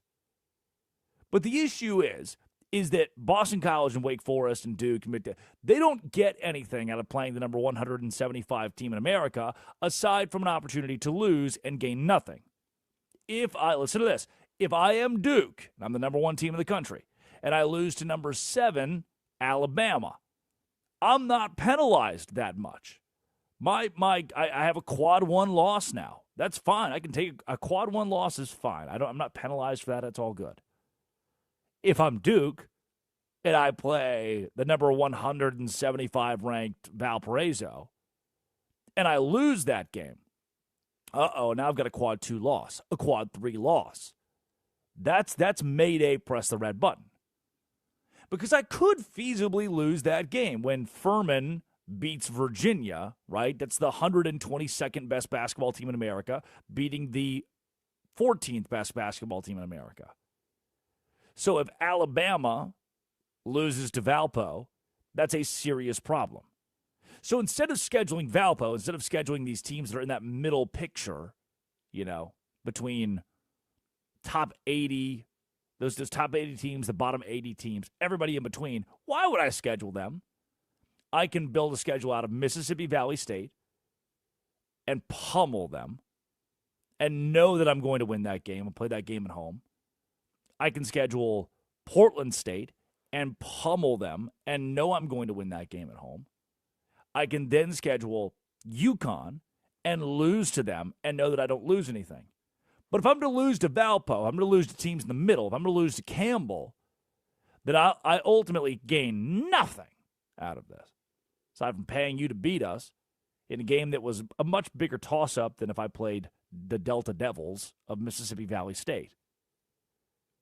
Or Alcorn State. Baylor would always play Mississippi Valley State and Alcorn State. Usually one of them was like the day game matinee where the kids would show up to the contest. So you're fighting that uphill battle. The university won't help. Then come to find out, Campbell University is changing its focus away from men's basketball. What do you mean changing its focus? Well, now with revenue sharing, schools can choose where their money goes. Up to $21 million can be given back to student athletes. And these schools select where they want to put it. They can put it all in men's tennis and be the best men's tennis team to ever walk the face of the earth. The greatest collegiate men's tennis team ever at $20.5 million. Problem is men's tennis doesn't make any money back, so they would never do that. It'd be a stupid financial investment. So you sprinkle a little bit to tennis, a little bit to softball, a little bit to baseball. You put all of it in football, and then a little bit to men's basketball. Some universities, UConn, they'll spend way more in men's basketball than they will in football with the hopes that men's basketball wins and makes them money. And guess what? Shocker, it does. But now what we're learning is due to the issues mid-majors are facing and schools are putting on these coaches, they'll just leave. Coaches can't take it anymore. I can't schedule games. You're not giving me money from the revenue share. Oh, and on top of that, NIL is impossible to find at Campbell. And the transfer portal means that the second that we're good, we had a guest, and Addie mentioned this off the air, who was talking about Siena. He's like, man, it's so cool to see these 5 or 6, 7 players, freshmen and sophomores at Siena, that are jumping on the scene. Too bad they won't play for Siena next year. And you know what? It makes a whole lot of sense why they wouldn't play for Siena next year. Because they can go make more money somewhere else. Again, I want you to picture this. You make $75,000 a year. You feel comfortable. $75,000, but it's getting like $75,000 is getting thinner and thinner. It's not what it used to be. And your boss says, you know what? How about $150,000? But we have to change departments. You're going to follow me to my new company. Like, yeah, I do a lot of things to double my money from $75,000 to $150,000. Now, picture you're a college basketball player at Siena making $50,000, or you're a CPA at Merrill Lynch and making $50,000, and you get an offer from Duke, you get an offer from KPMG for $500,000. Think like that's You just told me if you jump from 75 to 150, it'd be life-changing. Imagine 50 to 500. That's what these kids are doing. But it leaves no room for the coach at Campbell to build a program. It leaves no room for the coach at Valpo to build a program. And now, we lost a good man, John Andrzejczyk, who is done at Campbell, headed off to Louisville as an assistant coach under Pat Kelsey because he just couldn't take it anymore. And I get it, man. I understand.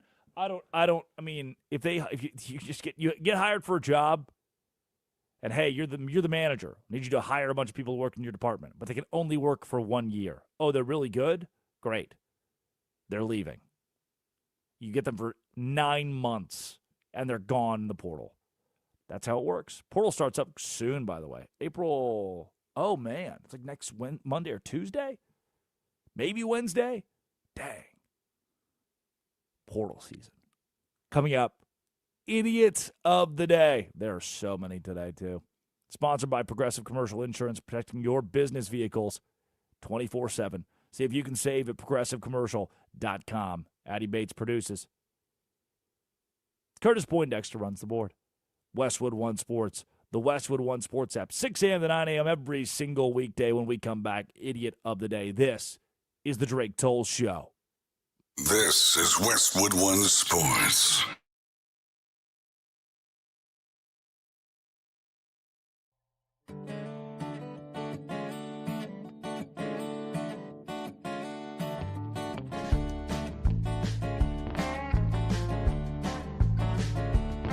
Oh, Lexington's a city, but it ain't so big, it freaks me out.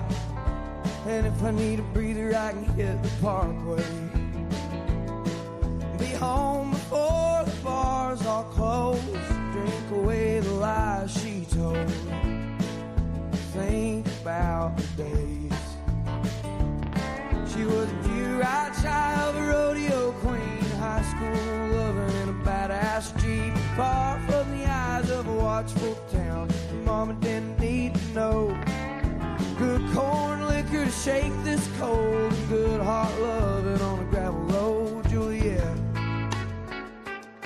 Won't you crawl outside your window and dance in the arms of your redneck Romeo?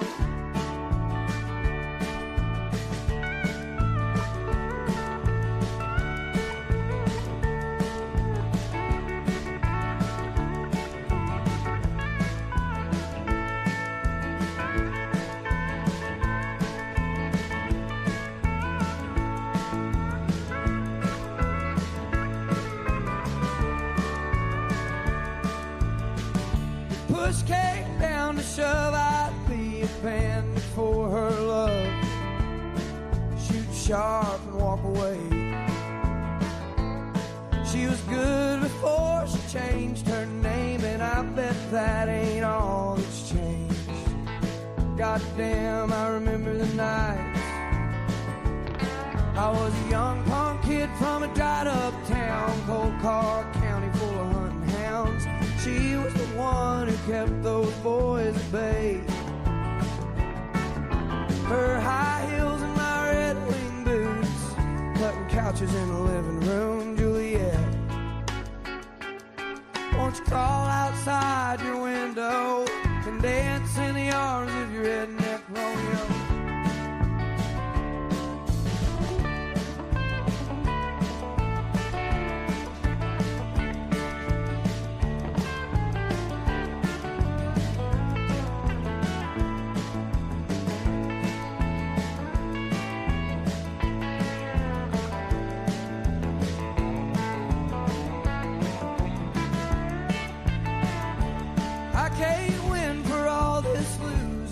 Can't see for all this boozing, but by God I can keep it together.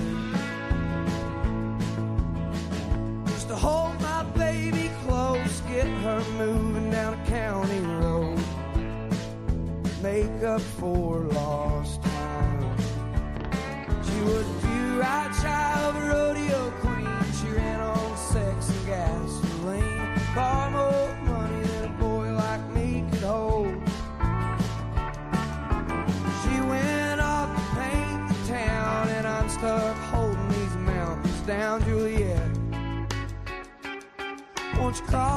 outside your window and dance in the arms of your redneck Romeo. Won't you crawl outside your window and dance in the arms of your redneck Romeo?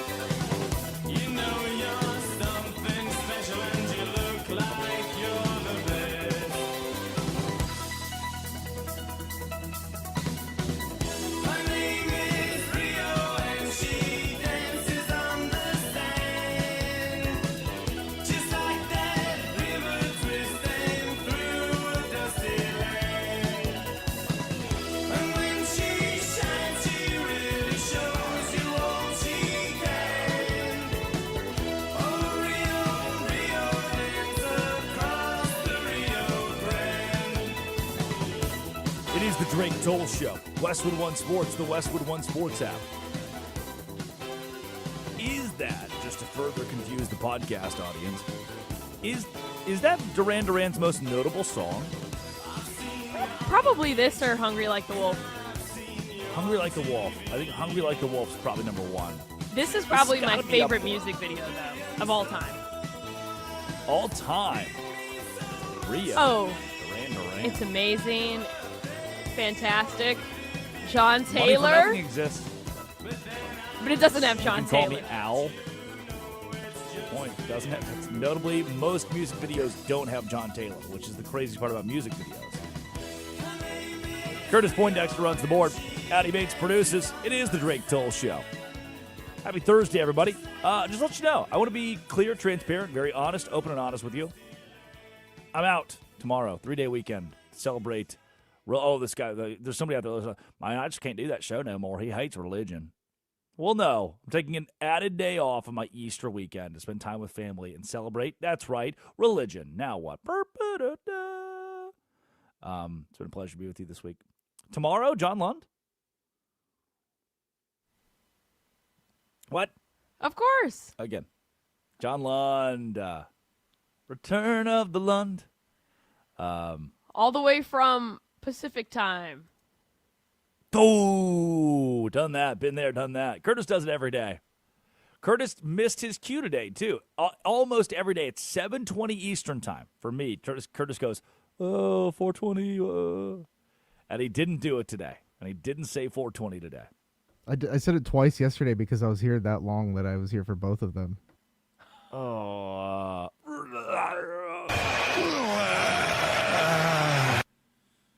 He's the hardest working board op in sports.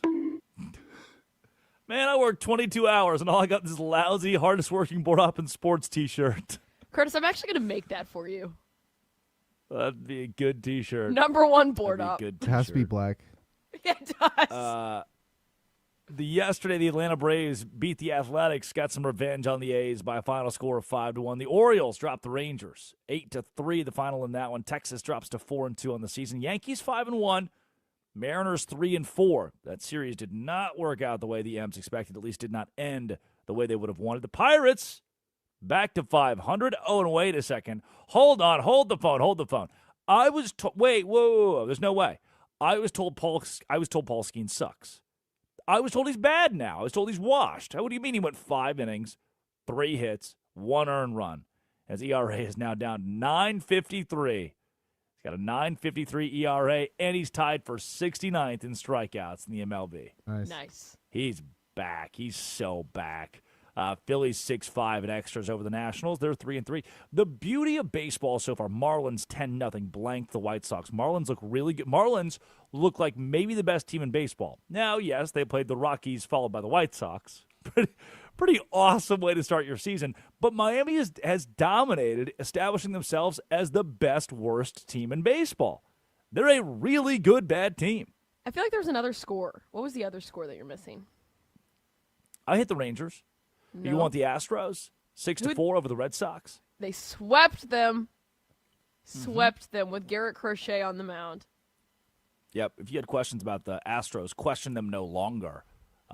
It's crazy. And look, yes, we are a weekend. We are 1 weekend. That's all. So nobody freak out about your team. But I do think the Rangers might win the World Series, which is very valid. It's a good thought to have. Correct me if I'm wrong, it feels like this year more than most. Typically, one team will go 11-0, right? Somebody starts the year 13-0. They don't lose for 2.5 weeks because that's baseball. And one team will start 0-9. This year, everyone's got to win. Everyone's got a loss. Immediately, within the first 4 or 5 games that happen. This feels like the most congested, namely among the contenders, the most congested baseball's been to start in the last few years outside of maybe New York and L.A. What's really interesting is that some of these teams like New York, they're still missing a lot of their key pieces. They're still injured. Their rotation is not the rotation that we're going to see even in like 3 months. It looks different. So a lot of these teams, what we're seeing is them piecing together kind of a lineup or a rotation. And I actually am excited as we get further into the season to see what all these teams look like when they have their rotation. When no pun intended, when we're in the full swing of things, I'm excited because there are certain teams I feel like this is actually what they're going to look like. Like the Red Sox, I'm not high on them. I do have concerns about their hitting. I really do. So that's kind of telling. But then you have these other teams, like the Blue Jays lost a series to the Rockies, which I don't think it's going to be telling of their season. I'm excited. They're one of those teams missing their key guys right now. So like Trey Savage, injured, big one. So I'm excited. It's going to be a fun season. Go Astros. I think so. I do think it's going to be a fun season across the board, but maybe with the Astros.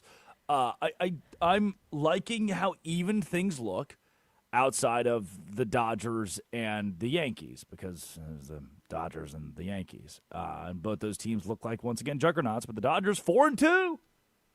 4-2. They did lose yesterday. Only scored a run. The Yankees have allowed 6 runs this year. Some teams allow 6 runs in an inning. The Yankees have allowed 6 total in 6 games. Also, I don't know if you need to go, but I'm seeing on Good Morning America right now that a stalker has attacked Lindsey Buckingham. Feels like something you would have to take a pause for and recollect yourself. That feels like news that Addie Bates would not like, that she'd need a bit. She would need to go to the Arizona Diamondbacks sensory room, take a second, feel it out, walk out of that joint feeling better. It's time for our Idiots of the Day. Idiot of the Day. Idiot of the Day. Could it be Jason and Travis Kelce? Here is there, and this is a bit longer. It's about a little over a minute and a half, where they talk about how Jason and Travis are just dumbfounded by baseball and how it makes no sense. Here's what they said on their podcast. I used to absolutely hate, and it's the reason why I didn't play baseball my sophomore, junior year was conditioning in baseball. What are we doing? Get me the fuck out of here. Why am I running foul pole to foul pole? If you want me to run, let's just work base running drills. Let's do explosive running. Why am I running like a cross-country jackass, like just foul pole to foul pole? I'm not fucking doing this. It's so true. I'm not doing this. It's unnecessary. It's so unnecessary. I never once got tired, let alone sweat because I'm overworking. In you baseball. Ever see Babe Ruth? You ever see Babe Ruth? Have you ever seen the greatest baseball player ever? Well, I mean, but it is. I mean, it's funny that you realize that in high school, but it's such a fair point that there's zero cardio necessary to be a good baseball player. So what are we doing cardio for? Like, we should just be doing sprints. Like, just base running. Let's work on stealing. Sprints, whatever it is from first, and maybe you do a couple. Let's go to second base sprints, but outside of that, maybe even third. Yeah. Heck, but makes no sense to do this jogging, monotonous cardio that has nothing to do with the game. So insane to me that, and the most insane part now that I've been around some more professional athletes, they all know each other. Like, these guys have friends that play in the league. These guys have friends who are MLB players, and they're just crapping all over them. Addy, I was told it was, I think Pettit came and pitched one weekend. May have been, somebody pitched for the Bananas. That their number one Hall of Famer and their number one rule for pitchers is you have to run long distance. Guys like, what? Like, yes. To be the best pitcher possible, your conditioning should be long distance running. Like the dude had played for an illustrious MLB career. It's like, I only played as long as I did because I ran all the time. Built my legs, built my endurance, my stamina was up. I could pitch into the 8th inning because I was running constantly. Oh, but idiot 1 and idiot 2 think, ooh, baseball, easy. Let's run fast sprint. No. I don't get how you can play, 10 plus years of professional football and still have stupid opinions about baseball like that. It's kind of crazy, actually. So, my favorite part was former big leaguer Jonathan Lucroy. He responded. And he was like, "Guys, like it's just a different sport. Football, you play once a week. Like games, they play almost every day. So they have to do these longer outings." And he even said he had this huge long tweet.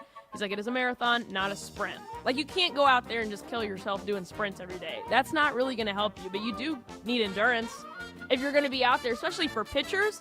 Paul Skeen's throwing 100, 102 for 5 innings? Come on, guys.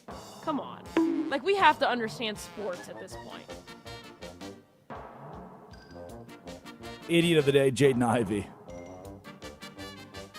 And this is probably the last time his name's ever said on the show. So, there you go. Let's go ahead and get it out of the way. This tweet is from Full Court Pass. Jaden Ivy called the Bulls head of player performance on March 25th. Per Joel X. Lorenzi, and told him that Jesus healed his knee and he was ready to play. Instead, he got an MRI on March 26th. The Bulls shut him down for the season. Look, man. Look. This is a hard one to corroborate. But allegedly, this happened. And let's say it did happen. If you are a player and you go to the head trainer and say, Allah, Jesus, the Ayatollah have healed your knee and that you can play because the power of your religion has healed your leg. I'm not saying miracles aren't possible. I'm not saying your knee cannot be healed by a higher power. You may believe in that, and you can believe in that.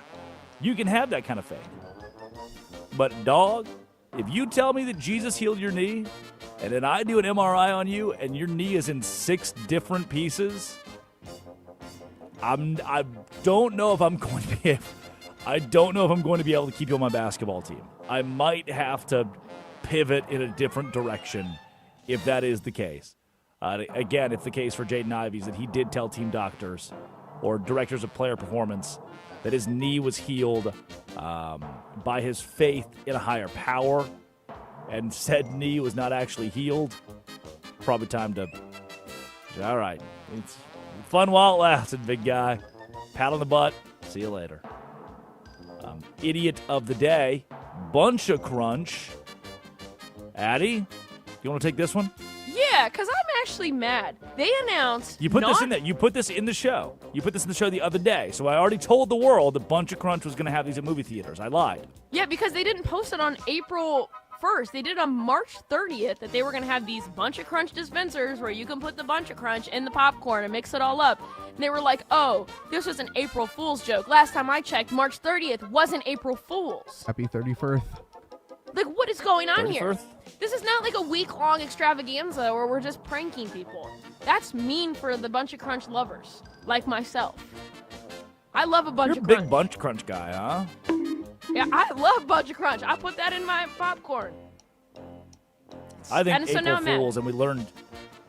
I can't decide if the damn rat that comes out and does the February weather thing, 6 weeks of weather, I can't decide if that rat or April Fools is worse. And it may be the rat. That little thing sucks, man. Yeah, They it says waddle him out. winter He's got every one year. job. Yeah, he's like, shoot, wintertime, and then I'm going to go back to sleep. He's a rat. He's just a big, oversized rat. A bunch of people cosplay Victorian-era humans. They see the rat, some dude holds it up, and then we all go home. They named it some weird-ass thing like Punxsutawney. Punxsutawney Phil. Stupid, man. April Fool's is right up there with that. Final idiot of the day. This one goes to those who want to spot people not from Austin. Because someone on Twitter called it the Hill Country, and Addie got mad.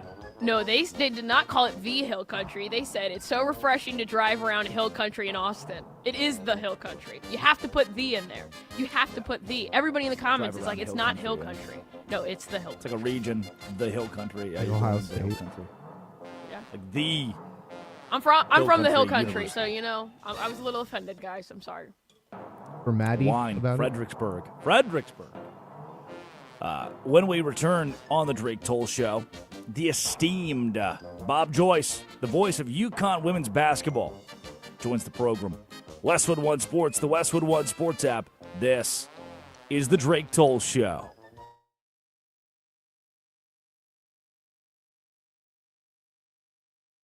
I'd like to dedicate this song to my partner, soul partner, Mr. Duck Sound, better known as Sir Douglas Quintet from San Antonio.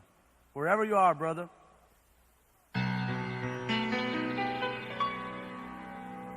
Wasted days and wasted nights I have left for you behind. For you don't belong to me. Your heart belongs to someone else.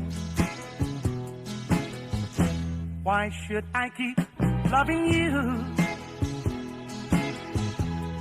when I know that you're not true? And why should I call your name when you're to blame for making me blue? Don't you remember the day that you went away and left me? I was so lonely, praying for you only, my love. Why should I keep loving you when I know that you're not true? And why should I call your name when you're to blame for making me blue?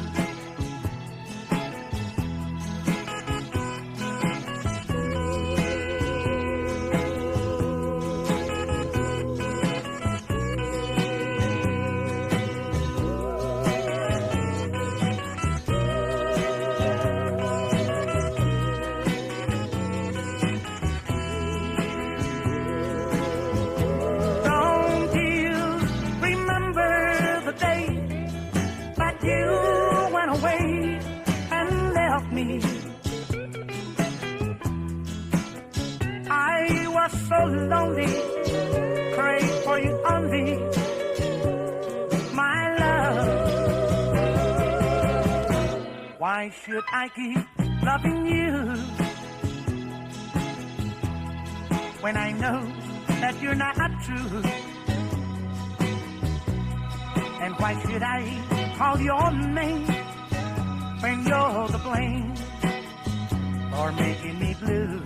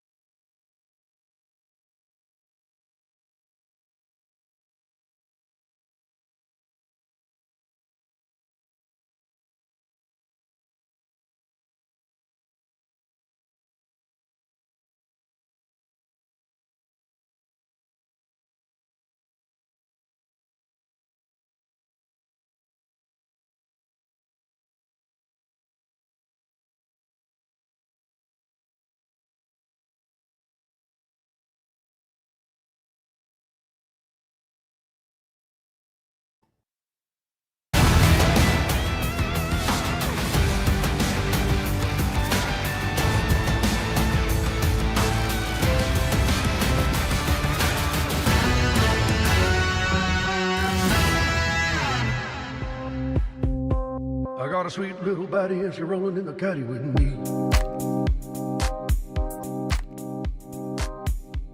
I got a sweet little baddie and she's rolling in the caddy with me. It is the Drink Toll Show. Westwood One Sports, the Westwood One Sports app. You know, the beauty of this week is that the MLB, the NHL, the NBA, Final Four in women's basketball, men's basketball, like golf is happening. On the men's side, Illinois and UConn, Saturday, 6:09 Eastern Time. 8:49 Eastern Time, Michigan and Arizona. Indianapolis, Lucas Oil Stadium. The women's side, lend me your ear. They head to Phoenix, Mortgage Matchup Center. South Carolina and UConn, 7 o'clock Friday. Texas and UCLA at 9:30 that same night. It's tomorrow. But off the court, away from women's basketball, away from men's basketball, away from the NBA, away from the MVP chase, who's going to win the West, away from the NHL with the Canucks. That's right, the Canucks beat the Avs 8-6 last night. Away from Puka Nacua, who's in rehab, or World Cup tickets that are $11,000. Bill Self returning. So many storylines. J. Cole going to China. So many storylines you can get to start with, play on. But one we haven't hit today that I'd like to hit for at least a moment is our old friend Tiger Woods, our old pal Tiger Woods. Now, I told you yesterday, we talked about this yesterday, that in 2009, come to find out, the Tiger that you knew, remember, you loved Tiger. He was the kid who jumped on the scene, and his dad put a lot of pressure on him, and his dad died in 2006.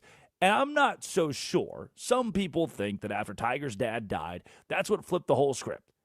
After that, Tiger was never the same. That's where the medicine comes in. That's where the drugs come in. You could also argue the myriad of injuries he's faced in his career. Boy, we love to give out painkillers for those. Well, it's really tough to sleep sometimes. Got to take a heavy dose of this for that. There are all kinds of things you could point to of where the downfall of Tiger off the field came from, and the downfall of Tiger on the course, where it came from. Whether it was military training with the Marines, the dude just going down wearing these flak vests and weighted pants and killing his knees and ankles.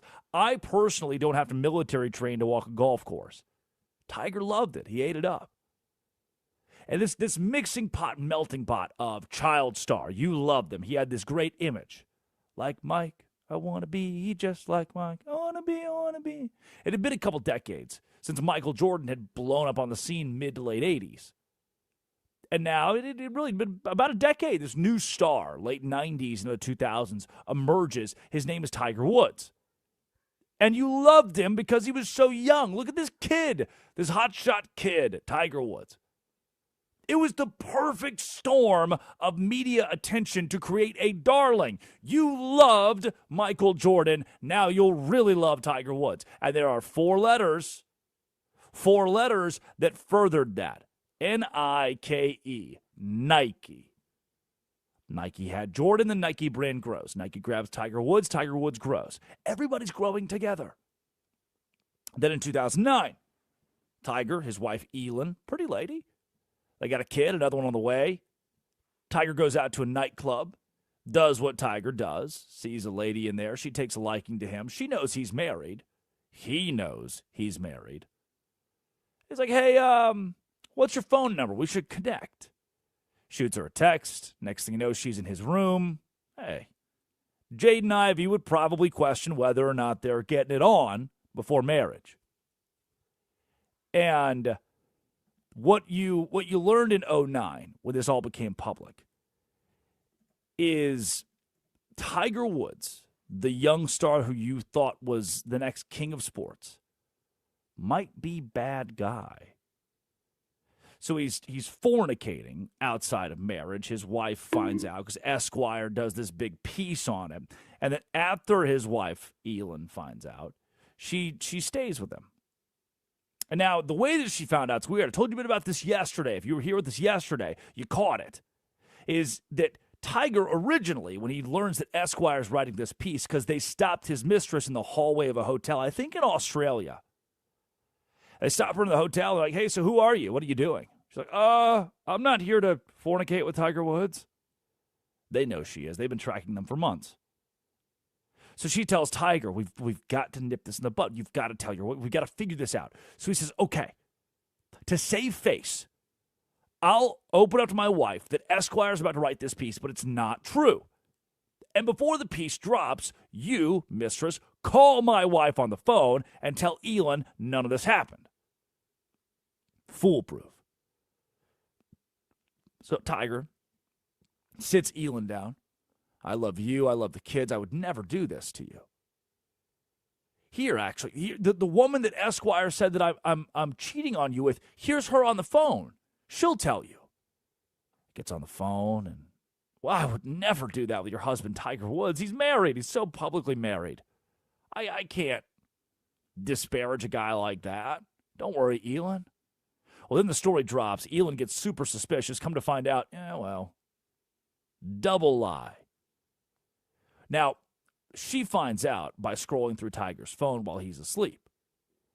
Tiger's asleep because at that point in time, he's been taking a lot of medication to help him sleep. So he's got some stuff flowing through the system. He's not all aware of what's happening.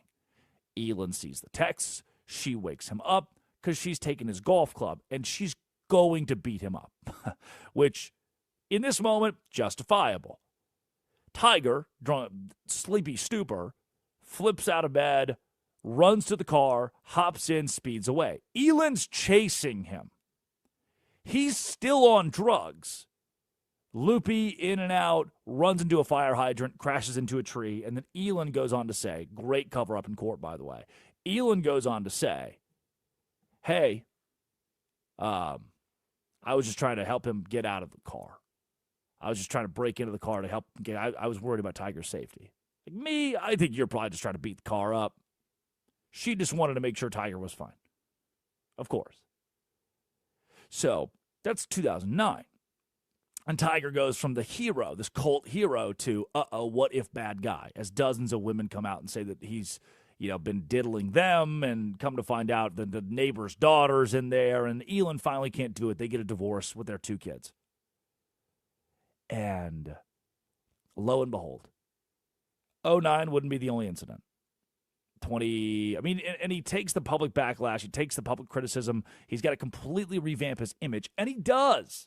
He does begin to do so, because remember, we love athletes. We're going to forgive athletes. We're going to forgive we wanted to see Tiger come back bigger, better, stronger. It gives us hope for ourselves. Everything is redeemable if you're an athlete. Tiger cheating on his wife with 100 women is redeemable for an athlete. Well, as he gets back into golf, and the injuries are still a thing, the off-the-field stuff, the off-the-course stuff still a thing, 2017, DUI. He blew zeros, yeah, but had, 5 drugs in his system? A concoction of drugs in his system? And again, that kid you knew, that little Tiger Woods that's dominating the adults on the golf course, he's not so little anymore. He's adult Tiger Woods. He's making some bad decisions. 2021 was the rollover crash, the big one, going 80 and a 45. Uh-oh. And that one he got pretty beat up from. All right, more pain meds. It's just been this endless, Tiger. What do we need to do? What do we need to do? Because the second you do something bad, you work your way back, America's rooting for you. The DUI. You work your way back, 2019, America's rooting for you. You win the Masters. One of the greatest stories in sports history is Tiger's Masters win in 2019. And then you're going 80 and a 45, you flip a car. Tiger, you've worked your way back. You've started this golf simulator thing. It's on ESPN every night. People watch it. TGL, the Tiger Golf League. And then, March 27th, 2026, Tiger Woods, another rollover crash. Jupiter Island, Florida. Blow into this can. 0.0. Hey, now let's take a blood test. Nope. What about a urine test? Nope. Denied. Woods told officers, reportedly, he was looking down at his cell phone, fiddling with his radio. Failed to notice a truck with a trailer slowing down in front of him. Clipping the trailer, he and his Land Rover flipped onto its side. No one was injured. Officers at the scene noted that Woods appeared disoriented, with bloodshot eyes, was sweating profusely, and moved in a lethargic and slow manner. Oh, and hold on, let me see. 1 second, this might be a typo. It looks like, 2 loose hydrocodone pills were found in his pocket. Disoriented, bloodshot eyes, sweating profusely, lethargic and slow, and there are opioids in your right pocket, sir. What are these for? Well, they help me sleep. Isn't this what happened last time, Tiger? This is what happened in 17, right? This is what happened in 09, right? Well, they help me sleep. He blew zeros, was arrested, charged with a misdemeanor DUI, property damage, refusal to submit to a lawful test, but he's pleaded not guilty. So why is this so? What's the story here? We heard this yesterday. We've talked about this all week. What's the story? On Wednesday, April 1st, the year of our Lord 2026, not an April Fool's joke, not an April Fool's joke. A Florida judge granted a motion submitted by his attorney, Tiger Woods' attorney, allowing the 50-year-old golfer to leave the U.S. Why? He's going to the big old inpatient program in the sky. He's going abroad. He said his privacy has been compromised in the United States. That's the problem, guys. I can't focus in the U.S. I can't get healthy in the U.S. His medical team stated that the intense media scrutiny, public exposure would create major barriers to his care, risk setting back his progress. A couple notes here. You did bring that public exposure and pressure on yourself. Just want to be clear about that. You did that. You did that to yourself. And the second note that I want to give you, Tiger, is, and this could be news to you. It could be news to a lot of people. You're Tiger Woods. If Drake Toll goes to New Zealand to a state-of-the-art care facility, no one's going to know a ding that I walk through those doors. You, my friend, are Tiger Woods. The second you announce you're going to Amsterdam for care, the entire city of Amsterdam is going to lose its mind. Tiger Woods is in town. Why? Rehab.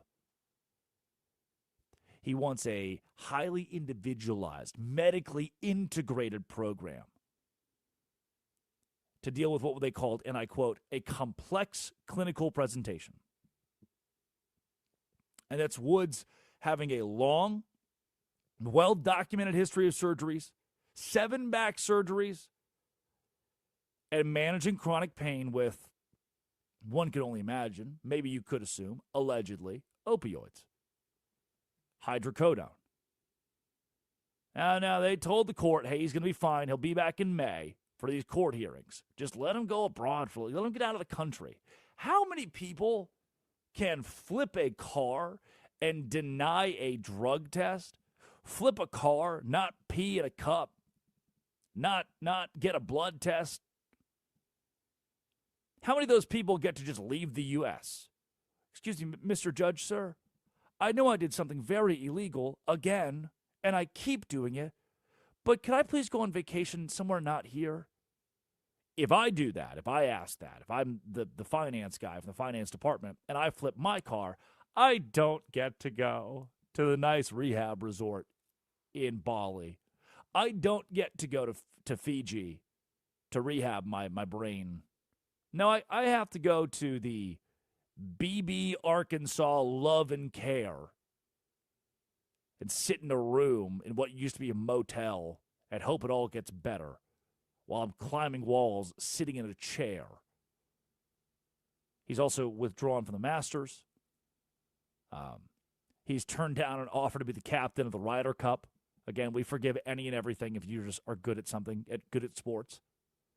And he's stepping away from his duties on the PGA Tour with the Future Competitions Committee. I'm stepping away for a period of time to seek treatment and focus on my health. And it's necessary, he said, to work toward lasting recovery. Yep. All right. Hasn't gone to plan so far, Tiger. Maybe this is the one. Maybe this is the time where you figure it out. Best of luck to you. You got some world-class treatment. Hope Fiji's nice. Coming up, this is an odd one. Puka Nacua, also in rehab. This guy's an active athlete, though. What does it do for the Rams? What does it do for Puka? What does it do for his future? This is the Drake Toll Show.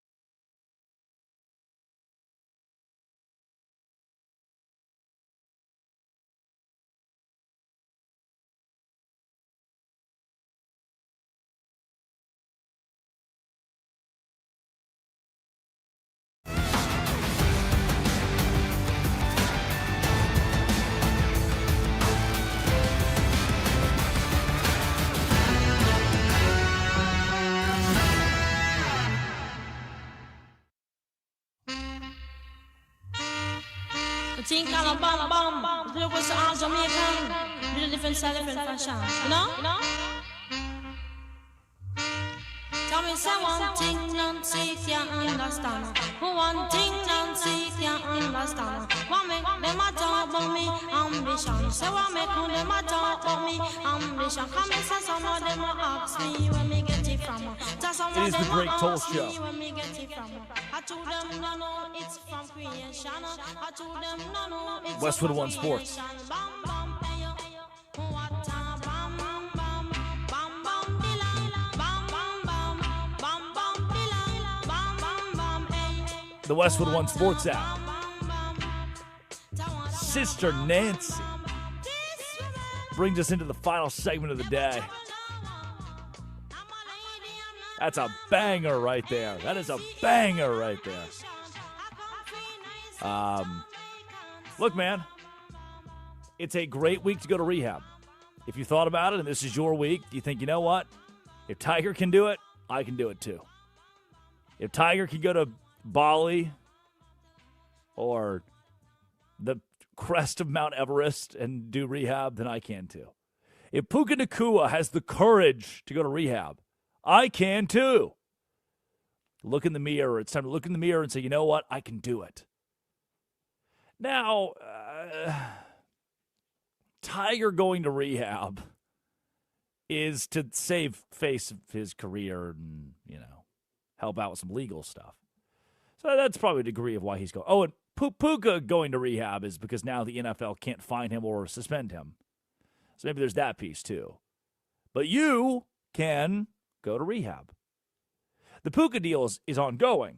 See, like the Tiger deal is, this would be way crazier 25 years ago. Bear, get off the couch.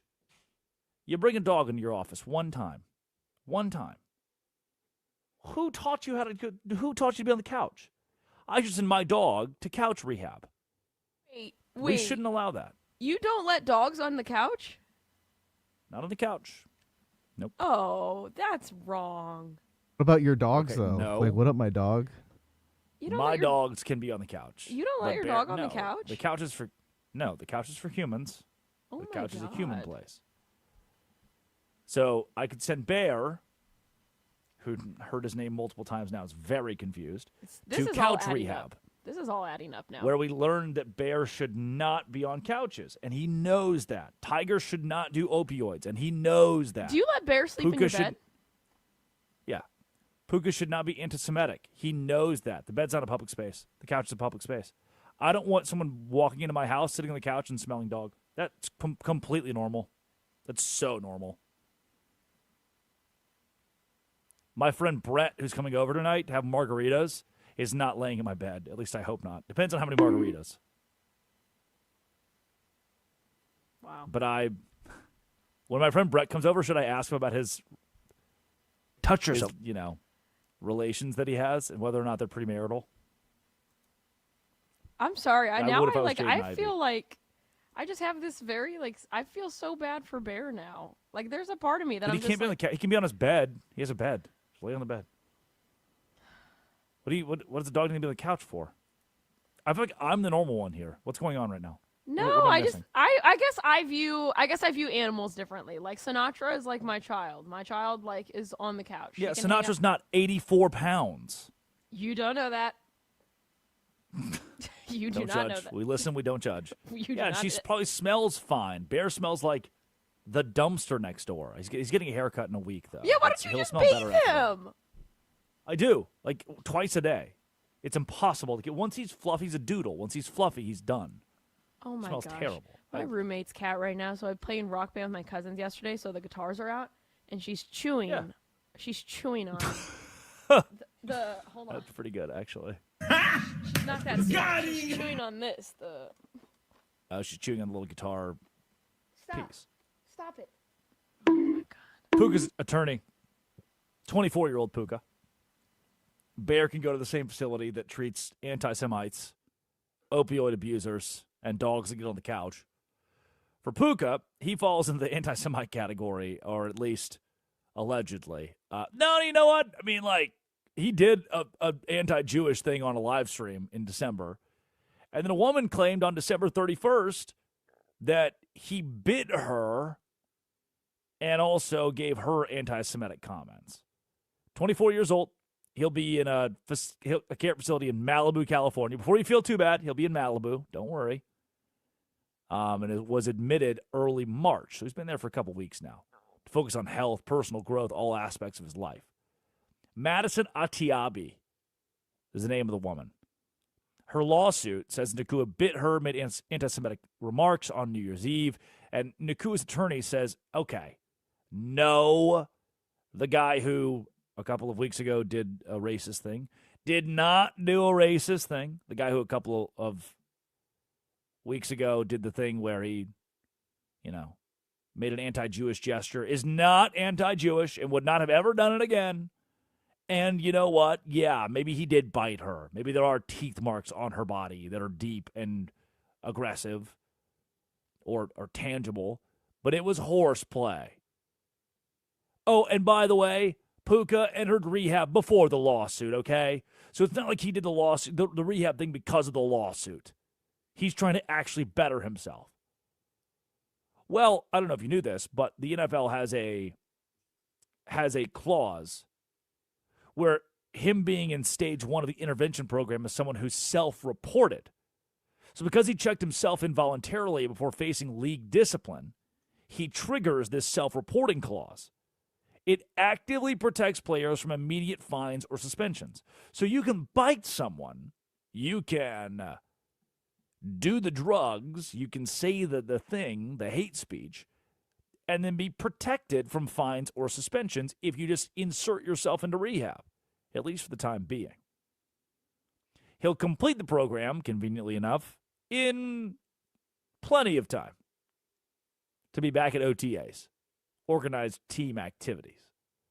So, conveniently, no fine, no suspension after biting someone and possible anti-Semitic remarks. Horseplay.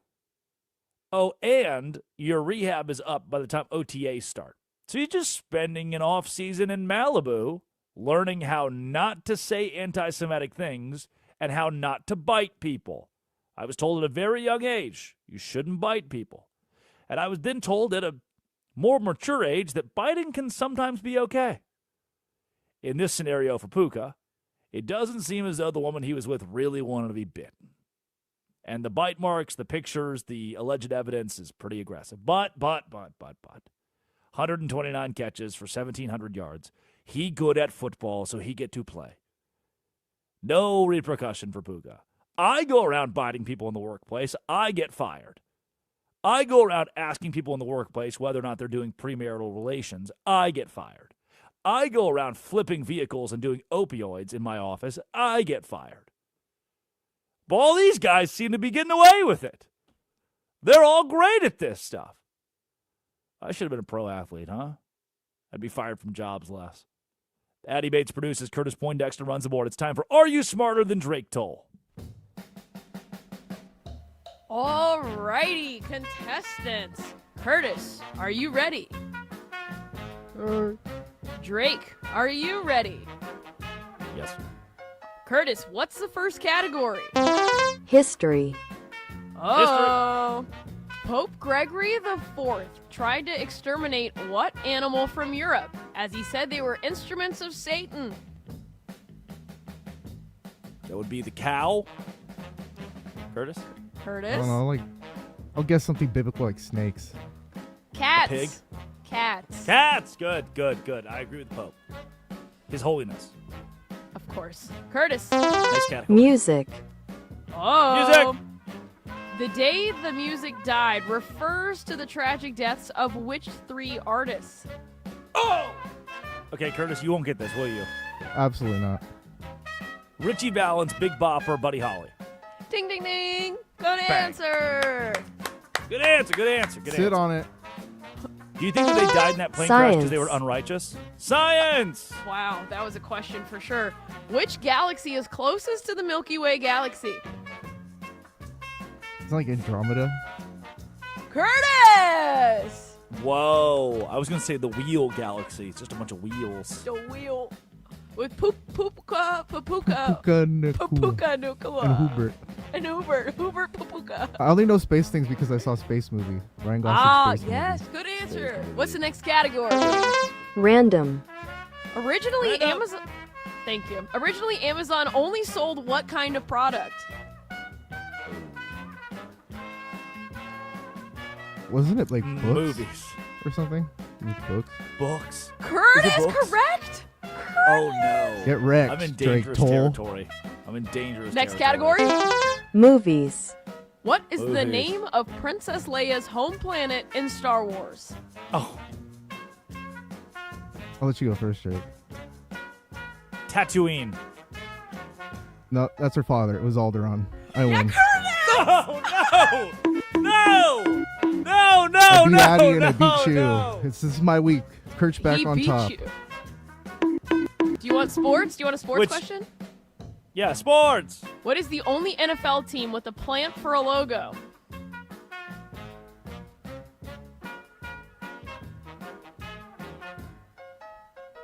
I can't think Okay. of it. Both is of it? y'all, just name one team. Buffalo Bills. Curtis, name a team. Name a woman. Atlanta Falcons because of the Pac-Man plant. The New Orleans Saints, the fleur-de-lis, which is a lily. Oh, gosh dang it. Who dat, Patty baby? Bates produces. Curtis Poindexter runs the board. Curtis wins. Are you smarter than Drake Toll? He was today. To Colin Jones, to Bruce Gilbert, to Armin Williams, Ryan McGuire, thanks for the job. Coming up, You Better You Bet. I'll see you on Monday. John Lunn holds down the fort tomorrow. Love you. Peace. This has been, it always will be, Westwood One Sports, the Drake Toll Show.